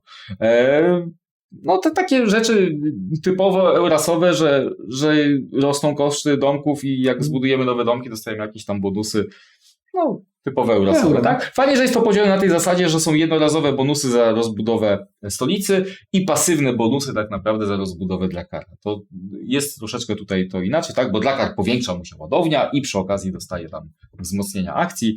No, a w stolicy dostajemy tak naprawdę tylko jednorazowe bonusy, no ale też ulepszamy te nasze karty rozkazów, które są w ogóle super rozwiązaniem. Ja bardzo lubię tę mechanikę wyboru akcji, gdzie one się, blokujemy sobie te akcje do końca rundy, tak, czyli nie możemy 3 razy zrobić tej samej dużej akcji. Zazwyczaj chyba, że masz jakieś tam, ty na Drakarze odblokowałeś, tak? Tak. Dodatkowe w ogóle robienie. Miałem bardzo dużo go w pewnym super. momencie i stwierdziłem, że to się opłaca. I bardzo dobrze też korzystałeś z tego, bo miałeś dzięki temu też więcej akcji. No, nie było możliwości kupienia. No, samo to, że one się ulepszają, że z drugiej strony to też jest fajne. Nie, w tej grze w to nie poszedłem. Pamiętam, że szedłem mocno w poprzedniej rozgrywce. Tak. W to uznałem, że chcę zobaczyć jeszcze inne drogi. I myślę, że bo mi już w trakcie rozgrywek też się pojawiały myśli, że kurczę, no asymetrię można by wprowadzić, że one na przykład z drugiej strony będą dla każdej frakcji innej i tak dalej, ale ja nie wiem, czy to jest potrzebne. To nie ma być taki Euras, który ma być aż tak ciężki. To jest lekka gierka na 1,5–2 godzinki, żeby sobie po prostu pobawić się wikingów, pościgać się trochę o punkty, poprzepychać trochę na planszy, jak ktoś chce dać sobie po dziobie. Super, a jeszcze może przy okazji na potwora morskiego zapolować. Jedna rzecz mi dziwi, w tym jak o tej grze jest ogólnie mówione i jak też zresztą wydawca próbuje ją promować i z czym ja się bardzo nie zgadzam, to nie jest lekki 4X. Ja umyślnie podkreślam, że to jest średnio ciężkie, czy nawet lekko średnie euro, bo to nie jest 4X, słuchajcie. Tutaj nie ma najważniejszej części 4X-a, czyli eksploracji. Takie rzeczywiste, no bo podniesienie samego żetona z zasobami to nie jest... Tutaj są żetony ukryte i my wchodząc odkrywamy ten żeton, czy tam podnosimy go, ale to nie jest eksploracja, to jest losowy bonus, który dostajemy. Za dotarcie, tak. Oczywiście, bardzo pochwalam to, że tutaj leżą żetony na morzu i one blokują nam wpływ. I trochę blokują nam ruch. Nie możemy tam tak szybko po prostu zacząć pływać i ktoś się musi poświęcić, żeby te żetony zdjąć i dla wszystkich odblokować i na pocieszenie ma szansę być pierwszy, który tam wpłynie, chociaż może być tak, że kto inny wpłynie i zbierze te nagrody. Tak? To mi się bardzo podoba. Dalej uważam, że to nie jest eksploracja. My odkrytą tę Skalwenię już mamy od początku. I my już wiemy, że tutaj będą stały ołtarze. Tak, nawet one są od początku postawione, nie są losowe w żaden sposób. Dokładnie. Wiemy, gdzie, na którym polu będziemy co odkrywać, co podnosić. W zasadzie już wiemy, gdzie pójdziemy. Brakuje tu eksploracji, jest to mniej grą 4X niż, nie wiem, pozostałe X. The Draconic, tak? Pozostałe X oczywiście są troszeczkę poukrywane też, bo to, co nam się kojarzy z 4X, ten rozwój nasz własny, czyli drzewka technologiczne, no tutaj ich nie ma. One są ukryte pod rozwojem kart rozkazów, no i pod rozwojem naszego Drakaru, tak? A poza tym, no co, no to też nie podbijamy, ale rozwijamy się, rozprzestrzeniamy się, tak? No bo chodzi o to, żeby się rozprzestrzeniać tak naprawdę. Tutaj jest ten iksior rozprzestrzeniania się, expanda jest, exploita jest, bo pozyskujemy te zasoby, no exterminate też trochę się bijemy, chociaż mało, no ale to też nikt nie mówi, że to musi być mocne. Ja znowu o tym walce powiem, to jest chyba najmniej ważny X z tych 3 pozostałych. Z tych 3, które pozostały. Najmniej istotny, ale no jest, więc go zaliczymy. Nikt nie mówi, że 4X to znaczy, że to jest exterminate na początku i musi być najważniejsze. Jest opcja i to super. To fajnie, że można się pobić. Szkoda, że brakuje opcji eksploracji. Czekamy na dodatek do tej gry, która jeszcze nie wyszła. Czekamy na dodatek z eksploracją, który sprawi, że będzie 4X. To był żarcik. To z przymrużeniem oka. Sama gra nie jest z przymrużeniem oka, jest poważną gierą, w sensie to jest normalna gra, a dlaczego o tym mówię? Dlatego, że Spark Flamingo nie słynie z poważnych gier, tak? To jest ich drugi już krok po Wild West Story w kierunku gier euro, gier dla graczy, a nie tylko gier rodzinno-familijno-towarzyskich, takich rozrywkowych. Fajnie, że też próbuje Smart Flamingo wejść w ten rynek taki geekowski. Powodzenia im życzymy. Was zapraszamy do obserwowania strony GameFoundowskiej. Napiszcie nam w komentarzach, co myślicie o X-ach i ile X-ów musi być w 4X, żeby był 4X. Pełnoprawnym, tak. Tak naprawdę. Pamiętajcie też o lajkach oczywiście. Subskrybujcie nasz kanał i wejdźcie na social media, które macie pod spodem. My tymczasem będziemy się My będziemy grać. Wy też bierzcie Tak. i sobie w coś zagrajcie. Widzimy się następnym razem. Do nas. Trzymajcie się. Na razie.